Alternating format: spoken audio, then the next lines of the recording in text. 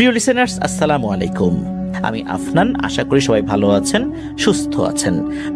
যে ঘটনাটি আপনাদের সাথে শেয়ার করব, ওনার নাম মুজাহিদুল ইসলাম মেহেদি। ওনার দেশের বাড়ি চট্টগ্রামে। ওনার পরিবার চট্টগ্রাম শহরেই বসবাস করছেন, তবে উনি বর্তমানে ঢাকার বাড্ডা এলাকায় রয়েছেন। এই ঘটনাটি ঘটে এই মেহেদি ভাইয়ের আম্মুর চাচাতো ভাইয়ের ছেলে, অর্থাৎ ওনার মামাতো ভাইয়ের সাথে। ঘটনার সময়কাল 1996 কি 97 সালের নভেম্বর মাসের দিকে। এই ঘটনাটি যার সাথে ঘটেছে তার নাম হচ্ছে এমরান। উনি এক্সাক্ট সালটা বলতে পারেন নাই, 96 না 97, যার কারণে আমরা দুটো সালই বললাম। এই দুটো সালের মধ্যে কোন একটা হবে আর কি। ঘটনাটি মূলত চট্টগ্রামের সাতকানিয়া এলাকায় ঘটেছিল। ঘটনার ঠিকানাটা আমরা এক্সাক্ট বলছি না, কেননা এটি একটি প্রতিষ্ঠান রিলেটেড। প্রতিষ্ঠানটি এখনো চলমান রয়েছে, অনেক স্টুডেন্ট সেখানে লেখাপড়া করছে। এটি ওই এলাকার কেরানীহাট থেকে ঠাকুর দিঘির মাঝামাঝি অবস্থিত কোন একটি মাদ্রাসাকে ঘিরে এই ঘটনাটি ঘটেছিল। তো এই যে এমরান ভাই, উনি ওই সময়ে মাদ্রাসার আলিম প্রথম বর্ষে লেখাপড়া করছেন। আলিয়া মাদ্রাসাগুলোতে দাখিল হচ্ছে এসএসসি সমমান, আর আলিম হচ্ছে ইন্টারমিডিয়েট সমমান। ফাজিল অনার্সের সমমান আর কামিল হচ্ছে মাস্টার্সের সমমান আর কি। তো আলিম প্রথম বর্ষে অর্থাৎ ইন্টারমিডিয়েট প্রথম বর্ষে উনি অধ্যয়নরত রয়েছেন। ওই মাদ্রাসায় আবাসিক হোস্টেল ছিল, সেখানেই এই এমরান ভাই থাকতেন। ব্যক্তিগত কারণে মূলত এই ইমরান ভাই মাদ্রাসার নামটি প্রকাশ করতে চান নাই। তো যাই হোক, আমরাও বললাম না। ওই সময় কিন্তু বাংলাদেশের প্রেক্ষাপটে শীত পড়তে থাকে, নভেম্বরের শুরুতে কিন্তু শীত পড়তে থাকে। আর বাংলাদেশের সংস্কৃতিতে, বাংলাদেশের আবহাওয়াগত কারণেই এটা তৈরি হয়েছে যে এই শীতকালীন সময়ে প্রচুর ওয়াজ মাহফিলের আয়োজন করা হয়ে থাকে। বিভিন্ন সামাজিক অনুষ্ঠানগুলোরও আয়োজন করা হয়ে থাকে এই শীতের সময়। বিভিন্ন জায়গাতে আমাদের আরো যে সমস্ত কালচারাল অ্যাক্টিভিটিসগুলো রয়েছে সেগুলো কিন্তু এই সময় হয়ে থাকে, কারণ ঝড় বৃষ্টির সময় না, মানুষজন ঘেমে যায় না, শীতকালে আয়োজন করতেও সুবিধা হয়। রাতটা দীর্ঘ হয়, কারণ এ ধরনের প্রোগ্রামগুলো রাতের বেলায় বেশি হয়। মানুষ আবার বাড়িতে ফেরত আসতে পারে। শীতকালীন পিঠা, অনেক কিছু ব্যাপার কিন্তু রয়েছে আমাদের দেশের প্রেক্ষাপটে, যার কারণে এই সময়গুলোতে এই ধরনের কালচারাল প্রোগ্রাম বলি আর ওয়াজ মাহফিল বলি, অর্থাৎ ধর্মীয় প্রোগ্রাম বলি, সেগুলো বেশি হয়ে থাকে আমাদের দেশে। তো ওনাদের মাদ্রাসা থেকে কিছুটা দূরে একটা ওয়াজ মাহফিলের আয়োজন করা হয়েছিল। সেটা ডেটও আগে থেকে তো ফিক্সড ছিল, ওনারা জানতেন যে কবে এটা হবে। দিনের বেলাতে এই ইমরান ভাই এবং আরো কিছু ছাত্ররা মিলে ওই হোস্টেল সুপার যিনি আছেন তার সাথে দেখা করে ওই ওয়াজ মাহফিলে যোগদান করার অনুমতি চান। তো হোস্টেল সুপার অনুমতি দেন, বলেন যে একা একা কেউ যেও না, সবাই একত্রে থাকবা, আবার একসাথে চলে আসবা। ওনারা বলেন ঠিক আছে হুজুর, আমরা আপনি যেভাবে বলেছেন সেভাবেই করব। এদিকে এই ওয়াজ মাহফিলে কারা কারা যাবে এটা জানার জন্য ইমরান ভাই উনি আরো কিছু ছাত্র ভাইদের সাথে কথা বলছিলেন। তখন জানা গেল যে তারাও এই খোঁজ খবর জানেন, তারাও আলাদাভাবে হুজুরের কাছ থেকে অনুমতি নিয়েছেন যাওয়ার জন্য। অনেকেই যাবে, কিন্তু দুজন স্টুডেন্ট তারা যেতে রাজি হলো না। এরা বছরের মাঝামাঝি সময় এসে ভর্তি হয়েছে দাখিলে ভর্তি হয়েছে। এরা অন্য আর একটা জায়গায় লেখাপড়া করত। তো এদের আবার দাখিল পরীক্ষা অর্থাৎ এসএসসি পরীক্ষা মার্চের প্রথম সপ্তাহের দিকে বা ফেব্রুয়ারির শেষ সপ্তাহের দিকে হওয়ার কথা। যেহেতু নভেম্বর মাস, সময় নাই, বছরের মাঝামাঝি এসছে, এরা আবার বলছে যে আমাদের তো লেখাপড়া ওরকম হয় নাই, আমরা যাব না। আর ওই সময় কিন্তু যেই সিচুয়েশনটা ছিল, ওই সিচুয়েশনে এখন যেরকম ভাবে পরীক্ষা হয় ফেব্রুয়ারি বা মার্চ বা এপ্রিল এরকম একটা সময় পরীক্ষা হয় না, ওই সময় কিন্তু এরকমই ছিল। তবে বছরের মাঝামাঝি যে ভর্তি হয়েছে ওই সময় 1996-97 সালের দিকে এখনকার মতো এতটা কিন্তু ডিজিটাল সবকিছু হয়ে যায় নাই। তখন ম্যানুয়াল টিসি গুলো নিয়ে আসলে কিন্তু ভর্তি হতো। যদি কোনো জায়গায় রেজিস্ট্রেশন হয়ে থাকে, রেজিস্ট্রেশন করা হয়ে গিয়ে থাকে, সেক্ষেত্রে কিছু জটিলতা দেখা দেয়। অর্থাৎ সে কোনো একটা নির্দিষ্ট প্রতিষ্ঠান থেকে এসএসসি পরীক্ষা বা দাখিল পরীক্ষা দেবে, সেক্ষেত্রে কিছু জটিলতা দেখা দেয়। তো ওই সময় ওরা নাকি রেজিস্ট্রেশন করেনি, বিশেষ পদ্ধতিতে বা বিশেষ প্রক্রিয়া আলাদাভাবে স্পেশালি তাদেরকে রেজিস্ট্রেশন করানো হবে এরকমটাই তারা বলেছিলেন ভর্তির সময়। তো যাই হোক, তারা আসার পর তো লেখাপড়া করছে। যেহেতু তারা পরীক্ষার এক্সকিউজ দিয়েছে, এই কারণে তাদেরকে তো আর কিছু বলা যায় না। ওদেরকে রেখেই ইমরান ভাই আরো কিছু বন্ধু বান্ধব নিয়ে বের হয়ে গেলেন। তো বের যে হয়েছেন গেট থেকে, গেটে যারা পাহারায় থাকেন নাইট ডিউটিতে, তাদেরকে বলে গেলেন যে আমরা কিন্তু যাচ্ছি, আমরা কিন্তু হোস্টেল সুপার হুজুরের কাছ থেকে অনুমতি নিয়েছি। তখন ওনারাও বললেন যে হ্যাঁ, আমাদের সুপার মহোদয় আমাদেরকেও বলেছেন যে তোমরা যাবা, তোমরা যাও। তোমরা কি হোস্টেলে কেউ আসো? আর বলে যে হ্যাঁ, এখন তো 2 জন আছে, ওই যে বছরের মাঝামাঝি ভর্তি হলো না 2টা ছেলে, এই 2 জন আছে। তখন ওই পাহারাদার যে 2 জন ছিলেন, ওনারা 2 জন ছিলেন তো এখানে একে অন্যের দিকে তাকাতাকি করে ওই ইমরান ভাইকে বলতেছে যে দেখো ইমরান, কিছু মনে করেন, একটা কথা বলি, এই 2টা ছেলেকে কেমন যেন লাগে আমাদের কাছে, কেমন যেন সন্দেহ সন্দেহ লাগে। এর কোত্থেকে আসছে, এর বাড়ি কই, তেমন তো কিছু বলেও না, জিজ্ঞেস করলে কথা এড়ায় চলে যায়। এরা তো কেমন কেমন কথা। আমরা তো এখানে যারা যারা আছে সবারই বাড়িঘর কোথায় সবকিছু জানি, এরা কেন যে কথা বলতে চায় না এরাও তো বুঝি না। তখন ইমরান ভাই বলে যে ওরা একটু চুপচাপ স্বভাবের, ওরা কারোর সাথে খুব একটা কথা বলে না। এরকম আসে না অনেক ছেলে পেলে যারা কথা বলতে চায় না, চুপচাপ থাকে, আমাদের সাথে তো দরকার ছাড়া খুব একটা কথা বলে না, এই জন্য ওদেরকে আমরাও ঘাটাই না, আছে ওরা ওদের মতো থাক না, সমস্যা কি। আমাদের যিনি অধ্যক্ষ হুজুর আছেন, তিনি তো ওদের বিষয়ে সবকিছু জানেনই, বিস্তারিত জানেন, আমাদের এত কিছু না জানলেও চলবে। তখন অন্য 2 জন যে পাহারাদার, ওরা বলেন হ্যাঁ ঠিক আছে, তুমি ঠিকই বলছো, আচ্ছা যাও তোমরা তাড়াতাড়ি ফেরত এসো, আমরা আসি। তখন ওরা তো বের হয়ে চলে গেছেন। পুরো এই বিল্ডিং এ মাত্র 2 জন স্টুডেন্ট ভেতরে বসে আছে, লেখাপড়া করছে। এদিকে প্রায় 1 ঘন্টার পথ হেঁটে যাওয়ার পর হঠাৎ করে ইমরান ভাইয়ের মনে পড়ে যে ওনারা টর্চ লাইট আনেন নাই। কারণ ওনারা যে একসাথে যাচ্ছিলেন সেটা তো ঠিক ছিল, মোটামুটি তখন আলো টালো ছিল, কিন্তু টর্চ লাইট আনেন নাই। টর্চ লাইট যে আনেন নাই, এই ভুলটা মূলত অন্য আরেকজন স্টুডেন্টের, আরেকজন ছাত্র ভাইয়ের। কেননা ওনারা 2টা টর্চ লাইট রেডি করে রেখেছিলেন, কথা ছিল যে সেই সাথে করে নিয়ে আসবে। তো গল্প করতে করতে সবাই হেঁটে চলছে, টর্চ লাইট জানার প্রয়োজন হয় নাই।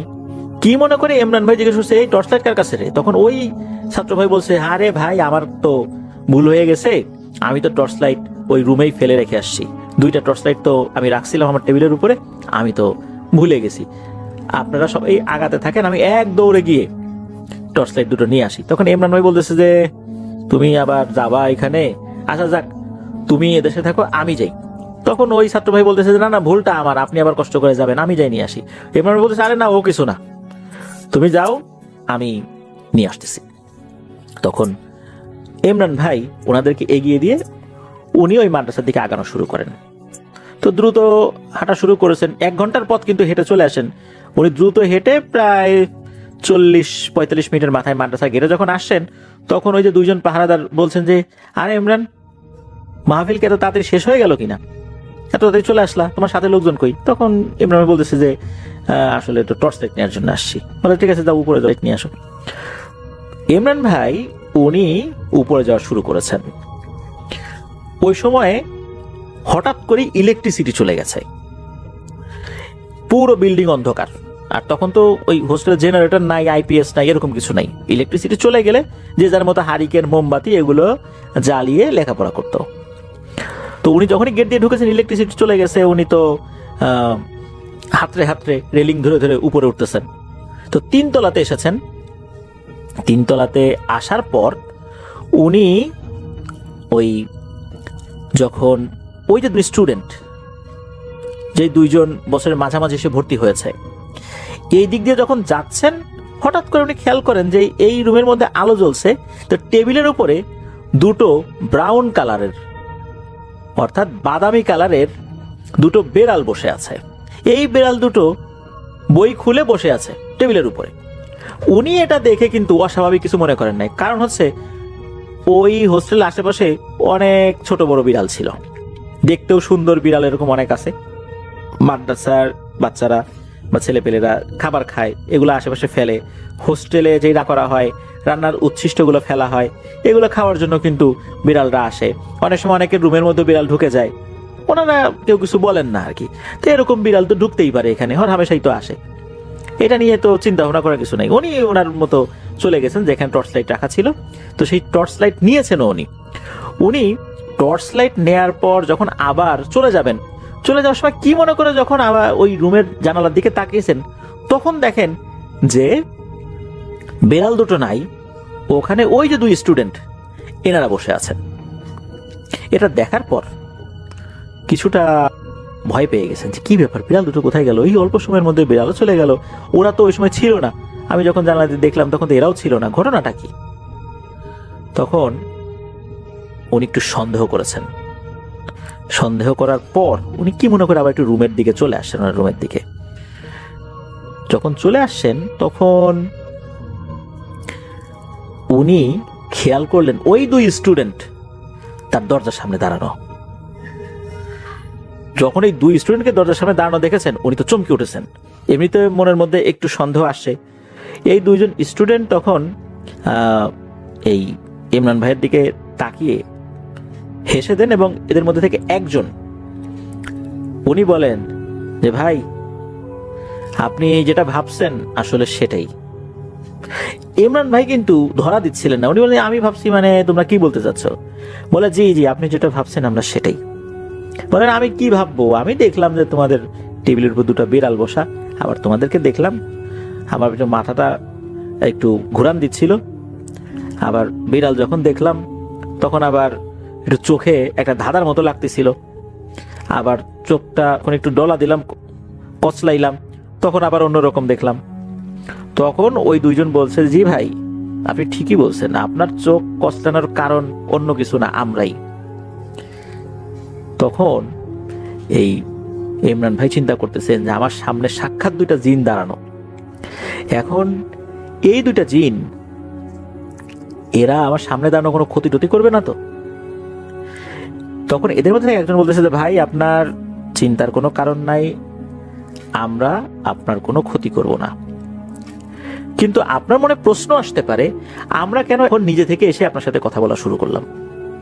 আমরা তো সময় নিতে পারতাম, কিন্তু কেন আমরা এখন নিজে থেকে এসে আমাদের পরিচয় দিচ্ছি? তখন ইমরান ভাই বলেন যে জি আসলেই তো, কথা তো সেটাই, কেন তোমরা কেন পরিচয় দিচ্ছ? তখন এই দুইজনের মধ্যে থেকে একজন, ওদের একজনের নাম আসলে নামটা আসল নাম যেটা, মানে আসল নাম বলতে তো ওইখানে যে নামটা ছিল সেই নামটা তো আমাদেরকে দেন নাই, এটা ছদ্মনাম হিসাবে দিয়েছেন। তো ছদ্মনাম হিসাবে একজন নাম হানিফ, একজন নাম আব্দুর রহমান, এই দুটো নাম দিয়েছেন আর কি। এদের মধ্যে থেকে একজন যে একটু বয়সে একটু বড় বলে মনে হয়, দুজন তো একই ক্লাসে পড়ে, তো বলা হয় যে ভাই শোনেন, বছরের মাঝখানে আমরা যে ভর্তি হয়েছি এখানে, এর পিছনে একটা কারণ আছে। আমরা আগে আরেকটা মাদ্রাসায় পড়তাম, সেখানে হঠাৎ করেই আমরা একজনের চোখে ধরা পড়ে যাই, কারণ আমরা যেই রূপে থাকি, আমরা মানুষের রূপে বেশি সময় থাকতে পারি না, আমাদের রূপ বদল করতে হয়, দিনে কমপক্ষে 2 বার রূপ বদল করতে হবেই, এছাড়া আমাদের উপায় নাই। আপনারা যেমন এক পোশাক দীর্ঘ সময় ধরে পরে থাকতে পারেন না, চেঞ্জ করেন, আমাদের রূপ পরিবর্তন করতে হয়, আমরা আমাদের আসল রূপে ফেরত আসি। যখন আপনারা আমাদেরকে দেখেন মানুষের বেশে, কিন্তু নির্দিষ্ট সময় কিন্তু আমরা ঠিকই রূপ পরিবর্তন করে আবার মানুষের বেশে চলে আসি। যখন আমাদের রুমে দেখেছেন লোকজন যেহেতু ছিল না, তখন আমরা বিড়ালের রূপ ধারণ করেছি, অন্য একটা রূপ ধারণ করেছি, ওই সময় আপনি দেখে ফেলেছেন। এরপর আবার আমরা মানুষের সুরত ধারণ করেছি। তো এরকম একটা ঘটনা আগের একটা প্রতিষ্ঠানে ঘটেছে, সেখানে একজনের কাছে আমরা ধরা পড়ে যাই, তাকে বারবার বলা হয়েছিল যে ভাই খবরদার এটাকে বলো না, বললে আমাদের লেখাপড়াটা বন্ধ হয়ে যাবে, বছরের এই মধ্যবর্তী সময় আমরা অন্য কোনো প্রতিষ্ঠানে ভর্তি হতে গেলে বেশ জটিলতা দেখা দিবে। কিন্তু ওই ছেলেটা সে বিভিন্ন জনকে বিষয়টা বলে ফেলে, যার ফলশ্রুতিতে একটা সমস্যা হয়ে যায়। মাদ্রাসার যিনি অধ্যক্ষ ছিলেন তিনি আমাদের সম্পর্কে জানতেন, উনি আমাদেরকে ডেকে বলেন যে বাবারা তাড়াতাড়ি এখান থেকে চলে যাও, আশেপাশে বেশ কিছু তান্ত্রিক কবিরাজ আছে, এরা যদি একবার খবর পায় যে তোমরা দুইজন জিন, তাহলে তোমাদেরকে বন্দি বানায় ফেলতে পারে, তোমাদের ভালোর জন্য বলছি তাড়াতাড়ি এখান থেকে চলে যাও, এখানে থাইকো না। এরপর নাকি ওই দুইজন চলে আসেন ওখান থেকে, ওনাদের জগতে যান, সেখানে সর্দারের কাছে গিয়ে বলেন যে এই ঘটনা ঘটছে। তারপর এই দুইজনকে এই মাদ্রাসায় পাঠানোর জন্য ওনাদের যে সর্দার, সেই সর্দারই তার পরিচিত একজন হুজুর যিনি এই মাদ্রাসার অধ্যক্ষ তাকে অনুরোধ করেন, বলেন যে হুজুর আপনি কোনোভাবে এই দুজন স্টুডেন্টকে ভর্তি করায় দেন। যেহেতু এটা কমই মাদ্রাসা না, এটা হচ্ছে আলিয়া মাদ্রাসা, এখানে সরকারি সব ডকুমেন্টগুলো থাকে, এখানকার হিসাব নিকাশ আলাদা, এখানে ছবি দিতে হয়, বাবার নাম মায়ের নাম অনেক কিছু দিতে হয়। তো এই জিনিসগুলো আসলে অধ্যক্ষ হুজুর হ্যান্ডেল করবেন উনি ওনার মতো করে, তাদের ছবি তোলা বা আদার সবকিছু। তো হুজুর তো রাজি হয়েছেন। এরপরে এরা এইখানে এসে ভর্তি হয়েছে। আর হঠাৎ করেই এই রাতের বেলা ইমরান ভাই তাদেরকে এইভাবে দেখে ফেলেছে। তখন ইমরান ভাই বলে যে ভাইয়া তোমরা কেন আমাকে তোমাদের পরিচয়টা এইভাবে বললা? তখন এই দুইজন বলে যে আমরা মানুষ দেখলে এতটুকু বুঝতে পারি কাদের দ্বারা আমাদের ক্ষতি হবে, কাদের দ্বারা ক্ষতি হবে না। ওই যে ছেলেটাকে আমরা নিষেধ করেছিলাম সে কিন্তু বলে ফেলেছিল। আমরা শুনেছি আমাদের সর্দার এই দুইজনকে, একজন তো আর একজনও এই বিষয়টা ছড়ানোর পিছনে দায়ী ছিল। তো এই দুইজনকে আমাদের সর্দার শাস্তি দিয়েছেন। কি শাস্তি দিয়েছেন এটা আমরা জানি না, জিজ্ঞেসও করি নাই, তবে শাস্তি দিয়েছেন। এগুলো দিতে হয়, আমরা না চাইলেও তাদের ক্ষতি হয়ে যায়। আপনি যে কাউকে বলবেন না এটা আমরা নিশ্চিত। আর আমরা যতদিন এখানে লেখাপড়া করব ততদিন কাউকে বলেন না, আমরা চলে যাওয়ার পরে বলতে পারেন। তো ইমরান ভাই বলল যে ঠিক আছে, আমার দ্বারা তোমাদের কোনো ক্ষতি হবে না ইনশাল্লাহ। তবে ইমরান ভাই এটাও জিজ্ঞেস করেছিলেন যে তোমরা কেন এই মাদ্রাসায় ভর্তি হইলা? অন্য জায়গায় ভর্তি হতে পারতা, অন্য সাবজেক্টে ভর্তি হতে পারতা, কমি মাদ্রাসায় ভর্তি হতে পারতা। তখন ওরা বলেছিল যে না, আমাদের সর্দার এরকমটাই চেয়েছিলেন যে আমাদের মধ্যে বিভিন্ন সাইডে লেখাপড়া করতে হয়, কেউ হাফেজ হবে, কেউ আলেম হবে, কেউ এই জেনারেল এডুকেশনে তারা শিক্ষিত হবে, কেউ ডাক্তার হবে, ইঞ্জিনিয়ার হবে, এরকম সর্দারের কিছু নির্দেশনা থাকে। সেই নির্দেশনা মেনেই তারা এই মাদ্রাসায় ভর্তি হয়েছে, মানে এই লাইনে লেখাপড়া করছে। যাই হোক এরকমটা বলেন। তারপর ইমরান ভাই উনি ওনাদের কাছ থেকে বিদায় নিয়ে আবার চলে যান সেই মাহফিলে। তো মাহফিলে গিয়েছেন, ঠিকঠাক মতো মাহফিল শেষ করে চলে আসেন। এরপরে কিন্তু দীর্ঘ একটা সময় চলে যায়, দীর্ঘ একটা সময় চলে যায়। এই সময়ের মধ্যে কিন্তু এই দুইজনের সাথে ইমরান ভাইয়ের সখ্যতা খুব ভালোই ছিল, কোনো ধরনের কোনো সমস্যা হয় নাই। ইমরান ভাইয়ের বিভিন্ন ধরনের সমস্যা এই দুজন হেল্পও করেছে ঠিকঠাক মতোই। নাকি এরা এখানকার দাখিল পরীক্ষাটা শেষ করে, দাখিল পরীক্ষা দিয়ে এরা চলে গেছে। তাদের সার্টিফিকেট বা অন্যান্য আদার সব কিছু তোলা বা এরকম কোনো কিছু সম্পর্কে আসলে এইভাবে ইমরান ভাই বলেন নাই। তো এই কারণে বলেন নাই, কারণ এগুলো নিয়ে আবার সেই মাদ্রাসায় গিয়ে ঘাটাঘাটি হতে পারে, অনেকে ঘাটাঘাটি করতে পারেন, এগুলো আসলে ইমরান ভাই চান নাই। যার কারণে অনেক কিছু গোপন করেই এই বিষয়গুলো বলা হয়েছে বা ঘটনাটা আমরা শেয়ার করলাম আর কি। আর তারা তো চলে যখন গিয়েছে, তারা অনুমতি দিয়েছে যে এখন আপনি এই বিষয়গুলো বলতে পারেন। তারপরও ইমরান ভাই সবাইকে এই বিষয়টা বলেন নাই, হাতে গোনা অল্প কিছু মানুষকে ইমরান ভাই বিষয়টা বলেছিলেন আর এই ঘটনাটা শেয়ার করার অনুমতিও দিয়েছিলেন। এই পর্যন্তই ছিল ঘটনা। আমার জন্য দোয়া করবেন, আমার পরিবারের জন্য দোয়া করবেন, আপনাদের জন্য দোয়া রইল, আপনাদের পরিবারের প্রত্যেকের জন্য দোয়া রইল। বিদায় নিচ্ছি, আসসালামু আলাইকুম।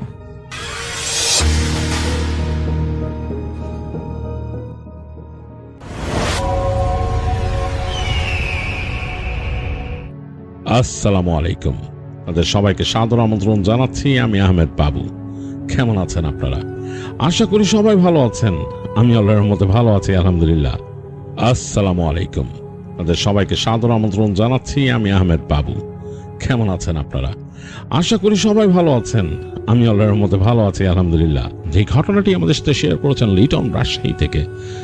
লিটন তার নিজের সাথে ঘটা একটি ঘটনা আমাদের কাছে শেয়ার করেছেন এবং তিনি অনুরোধ করেছেন আমি যেন ঘটনাটা আমার মতো করে আপনাদের কাছে প্রেজেন্ট করি। 2000 সালের ঘটনা। লিটন তখন এইচএসসি পাশ করে ইউনিভার্সিটি ভর্তি এক্সামের জন্য প্রিপারেশন নিচ্ছে, কিন্তু এই সময় তার মামার বিয়ে হয়ে গেল। তার ছোট মামার বিয়ে হয়েছে এবং তার মামা তার সাথে খুব ক্লোজ ছিল। তো যাই হোক, মামার বিয়েতে খুব আনন্দ ফুর্তি করলো। সে মামার শ্বশুর বাড়িতে গিয়েছিল এবং বেশ পছন্দ হয়েছে জায়গাটা। খুব সাজানো গোছানো একটা গ্রাম, মানে একেবারে খুব সুন্দর। এবং সেখানকার পাশে সুন্দর খাল বয়ে গেছে এবং খালের পাশ দিয়ে গেলে এক পাশে একদম গাছগাছালিতে ঘেরা এবং সেইখানে একটা পুরনো জমিদার বাড়ি আছে। তো এই জমিদার বাড়িটা লিটনের কাছে বেশ লেগেছিল।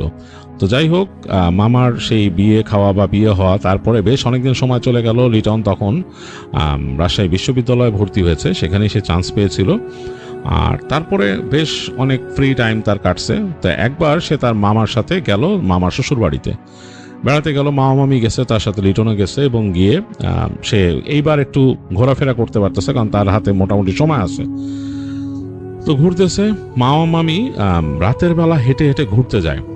তো লিটন বলল যে আপনারা কই যান? তো মামা বলল যে দেখ ওইদিকে ওই যে জমিদার বাড়ির পাশ দিয়ে যে রাস্তাটা গেছে না, ওইটার পাশ দিয়ে নামলে ওই যে ওখানে নদী আছে, নদীর পাশে খুব সুন্দর জায়গা ঘোরার।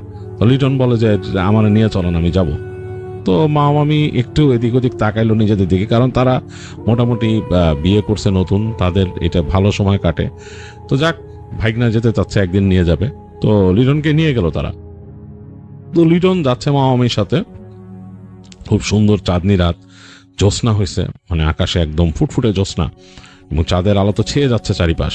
এবং তখন এমন একটা সময়, শীতকাল চলে গেছে, তখন বসন্ত আসতেছে।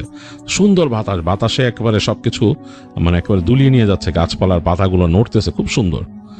তো লিটন মামা মামিকে হাঁটতে দেখে একবার ভাবলো আসলে একা একা আসাটা ঠিক হয় না, এখানে আমার জীবনে এসে কি লাভ, আমি একা মানুষ, এখানে এসে এই সুন্দর পরিবেশ একা কি এনজয় করব আমি। তো যাই হোক, হাঁটতে হাঁটতে এক সময় সেই জমিদার বাড়ির পাশের রাস্তাটা দিয়ে তারা যাচ্ছে। তো লিটন তার মামাকে বললো, মামা এই জমিদার বাড়ির ভিতর দিয়ে হেঁটে যাই, চলেন। তো মামা বলতেছে, তার মামি বলতেছে না না না, ওই জায়গা খারাপ, ওই যাইতে দেয় না, বাসার কেউ না করো, ওখান থেকে যাওয়া নিষেধ আমাদের। আমাকে তো একদমই নিষেধ, মেয়ে মানুষের একদমই নিষেধ দিয়ে যাওয়া। তো লিটনের মামা তখন বলে, আরে কি হবে, কিচ্ছু না। ভাইগনা বলছে চলো। তো তিনি মানে জোর করে তার স্ত্রীকে, তার স্ত্রী একদমই যেতে চাচ্ছে না, কারণ সে ভয় পায়। তো লিটনের মামারও আসলে ইচ্ছা ছিল যে জমিদার বাড়ির মাঝখানটা দেখা কেমন। তো যাই হোক, লিটনও খুব আগ্রহ। তো ঢুকে গেল মামা মামির সাথে, হেঁটে হেঁটে যাচ্ছে জমিদার বাড়িটার এক পাশের দিয়ে, মানে ঢোকার রাস্তাটা। তখন দিয়ে যখন ঢুকতেছে দেখতেছে মাঝখানে প্রাঙ্গণ এবং বাঁ পাশে জমিদার বাড়ি। খুবই সুন্দর একটা বিল্ডিং, কিন্তু এই যে কালের মানে এই যে কষাঘাতে যেটা হয়েছে যে ইট অনেক কিছু খসে গেছে, প্লাস্টার খসে গেছে, বড় বড় লতা পেঁচায় গেছে পাশ থেকে, অন্যরকম। কিন্তু একটা অদ্ভুত নির্জনতা আর অদ্ভুত একটা ঠান্ডা ভাব আছে জমিদার বাড়িতে। এবং সেখানে দেখলো কয়েকটা গাছ এখনো আছে, ওগুলো মরা গাছের মতো, ওগুলোতে পাতা গজায় নেই। মানে এই যে শীতটা গেছে কয়দিন আগে, শীতের পরে যে বসন্তে পাতা আসবে, পাতা আসে নাই, ডালপালাগুলো বেশ বিভিন্নভাবে মোড়ায় টোড়ে আছে। আর দরজা, ওই যে জমিদার বাড়ির মূল ফটক যেটা, সেটা খোলা, সেখানে দরজা নাই, একেবারে মুখ বদনান করে আছে জায়গাটা। অন্ধকার ভিতরে দেখা যাচ্ছে, ঘুরঘুরটি অন্ধকার ভিতরে, চাঁদের আলো বারান্দায় খেলা করতেছে, একটা অন্যরকম অবস্থা। তো লিটনের মামা বললো যে জোস তো, দেখ খুব সুন্দর কিন্তু দেখ। তো লিটন বললো যে হ্যাঁ মামা, অনেক সুন্দর, মানে খুব সুন্দর একটা পরিবেশ। হ্যাঁ। তো তার মামি তাকে টানতেছে, বলে না না, এখানে চলো, এখানে থাকা যাবে না, আমার বাসায় শুনলে রাগ করবে, এসে বলে উঠলে। এবং মনে হলো যে লিটনের মামি একটু লিটনের উপরে বিরক্ত হইতেছে, কারণ লিটনই কিন্তু মামাকে নিয়ে আসছে এখানে। লিটন ব্যাপারটা বুঝতে পারছে। তা সে বলছে আচ্ছা মামা চলো, বেরি আগে সামনে চলো। তো তার মামা হাঁটতে হাঁটতে সামনে চলে গেল তার স্ত্রীকে নিয়ে, এবং দেখলো যে লিটনের মামি তাড়াতাড়ি তার নিজের চুল ঢাকতেছে, মানে চুলটা ভালো মতো মানে কভার করতেছে। তো ওইখান থেকে বের হয়ে তারা চলে গেল ওদিক দিয়ে। তো লিটনও পিছে পিছে বেরোলো, মানে জমিদার বাড়ির মূল কম্পাউন্ডটা পার হলো। তো তার কাছে কেন জানি মনে হইতেছিল, লিটনের কাছে মনে হচ্ছিল যে তাদেরকে কেউ দেখতেছে যখন তারা ওদিক দিয়ে যাচ্ছে, মানে দে আর বিং ওয়াচড, এরকম মনে হলো। তো মনে মনে চিন্তা করলো যে হইতেই পারে পুরানো জমিদার বাড়ির ভিতর দিয়ে গেছি, কত রকমের কথা প্রচলিত থাকে, মানুষ বলে যে এখানে অতৃপ্ত আত্মা থাকে ইত্যাদি ইত্যাদি। তো হইতেই পারে কিছু একটা, এরকম ভয় লাগতেই পারে। যাই হোক, তারা বেরোলো ওখান দিয়ে, এবং বেশ রাতের যে পরিবেশের শব্দ, ঝিঝি পোকা ইত্যাদি ইত্যাদি রাখতেছে, রাস্তা দিয়ে যাচ্ছে তারা। তখন কিন্তু 9টা ক্রস করে গেছে রাত্রে। তো হাঁটতে হাঁটতে তারা ওই রাস্তা দিয়ে চলে আসলো, এবং সামনেই নদীর মানে নদী দেখা যায় ওখানে। বেশ খানিকটা রাস্তা পার হয়ে গেলে একটা দুই পাশে খোলা প্রান্তর আর ওই পাশে নদী। এবং তার মামির প্ল্যান হচ্ছে মামাকে নিয়ে ওখানে হাঁটবে, তারা হয়তো ওখানে এই 2-1 দিন এসে গল্প টল্প করছে বা সময় কাটাইছে সুন্দর। তো যাই হোক, লিটন দেখতেছে যে মামি হাঁটতেছে, এবং সে বুঝতে পারতেছে যে মামি একটু বিরক্ত, মানে লিটন সাথে থাকায়, মানে তারা গল্প করবে, যাবে ওইখানে। আর ওই যে ঘরের মধ্যে দিয়ে ঢুকাইছে ওইখানে, এটাতেও মানে লিটন উপর একটু বিরক্ত। তো লিটন বুঝলো যে আসলে সে এখানে আনওয়ান্টেড গেস্ট হয়ে গেছে। তো মামাও ব্যাপারটা বুঝতেছে যে লিটন হয়তো ফিল করতেছে। মামা বলতেছে, কি রে, কি অবস্থা, তোর কাছে কেমন লাগতেছে, মানে এক্সট্রা কথা বলতেছে মামার সাথে, লিটনের সাথে। তো লিটন কিছুক্ষণ পর বুঝতে পারলো যে মানে আসলে মামা তার নিজের যে একটা মানে ভালো সময় সেটা নষ্ট করে ফেলতেছে তার জন্য। তো লিটন বললো যে মামা, আমি আমার একটু প্রকৃতির ডাকে সাড়া দিতে হবে, তোমরা যাও, আমি আসতেছি। তো মা বলে, কি তুই এখন যাবি, আগে বলিস না কেন? বলে কি না, বলে একা একা যাবি নাকি এখান থেকে? বলে যে হ্যাঁ আমি একাই যেতেছি। আরে যাও না তুমি, মামি নেই, সামনে যাও, আমি আসতেছি বলে সে তাড়াতাড়ি হাঁটা দেয়। তো মামা খুব মানে হয়ে যায়, মামা খুব কেয়ার করে লিটনের জন্য, খুব আদর করে ভাইগনাকে। তো সে বলে, যা না, তোমরা যাও, আমি আসতেছি, যাও ওখানে, যাও, আমি ওখানে যাই তোমাদের সাথে দেখা করবো। লিটন আসলে চালাকি করে সরে আসতেছে, সে চাচ্ছে না যে মামা মামির এই ভালো সময়টার মধ্যে সে মানে একটা মানে কাবাব মে হাড্ডি হইতে আর কি, মানে এক্সট্রা কোনো পিস হয়ে থাকতো এখানে। সে চাচ্ছে যে আমি একটু সরে যাই, আমার মতো ঘোরাফেরা করি, আমি সময় কাটায় বেশ খানিকক্ষণ পর ওইখানে যে উকি দিব আর কি, তখন তারা আসলে একসাথে চলে আসবো। এই চিন্তা করে সে হাঁটতে হাঁটতে সে চিন্তা হলো কই যাবে, সে কি ফিরে যাবে আবার ওদিকে, ওই বাসায় যেই বা কি করবে। তো হাঁটতে হাঁটতে সে দেখলো যে জমিদার বাড়ির ওই জায়গাটা, চিন্তা করলো ঢুকে দেখি কি অবস্থা। তো হেঁটে সে ঢুকতেছে মন এন্ট্রি দিয়ে, এবং চাঁদের আলো বেশ পড়ছে ওই জায়গায়, মানে ছড়ায় আছে চাঁদের আলোটা, পুরো ঝকঝক, মনে দেখা যাচ্ছে একেবারে মানে লাইটের মতো এরকম। তো উঠানে যে দাঁড়াইলো মাঝখানে জমিদার বাড়ির, এবং যে দেখতেছে যে মাঝখানে একটা ফোয়ারা ছিল, সেখানে আর পানি নাই, একটা ছোট্ট এরকম মূর্তির মতো যেটা দিয়ে পানি হয়তো পড়তো, খুব সুন্দর করে বানাইছে। তো লিটন যে ভালো মতো মূর্তিটা দেখতেছে, দেখে এসে ভাবতেছে যে এটা খুব সুন্দর একটা স্কাল্পচার, এটা কি এখানে তৈরি করছিল নাকি, তার মাথায় আসতেছে যে নাকি অন্য কোনো কারিগর আনাইছিল বা বিদেশ থেকে আমদানি করে বসাইছে এটা ওই সময়। তো দেখতেছে ভালো মতন পানির সোর্সটা কোন থেকে আসছে, এগুলো চিন্তা করতেছিল সে। এই সময় সে শব্দ পেল এই জমিদার বাড়ির ওই পাশের বারান্দা দিয়ে, মনে হচ্ছে কেউ নূপুর পায়ে হাঁটতেছে, চিক চিক চিক চিক চিক চিক নূপুর পায়ে। তো লিটনের একটু হাসি লাগলো, কারণ হচ্ছে সে এই ধরনের ঘটনা জীবনে বহু শুনছে, জমিদার বাড়িতে নূপুর পায়ে নর্তকী হাঁটে ইত্যাদি ইত্যাদি, এরকম ব্যাপার স্যাপার বহু শুনছে, সে এটা শুনে অভ্যস্ত, এবং এটা জমিদার বাড়ির একটা ক্লাসিক টেল হয়ে গেছে। তো সে ভাবলো যে এটা কি হইতে পারে, মানে এটা কি আসলে কোনো ভুল, নাকি আমার মনের একটা অডিটরি হ্যালুসিনেশন হইতেছে যে আমি শুনতেছি। তো সে ওইটাকে পাত্তা দিল না কিছুক্ষণ। যখন পাত্তা দেন, একটু পর বাতাসের শব্দ শুনতেছে, মানে বেশ গাছটি উইন্ড যাচ্ছে এদিক ওদিক দিয়ে, এবং এই যে সরসর করতেছে গাছপালার পাতাগুলা, শুকনা ডালগুলো মটমট মটমট করে বাতাস যখন জোরে যায়।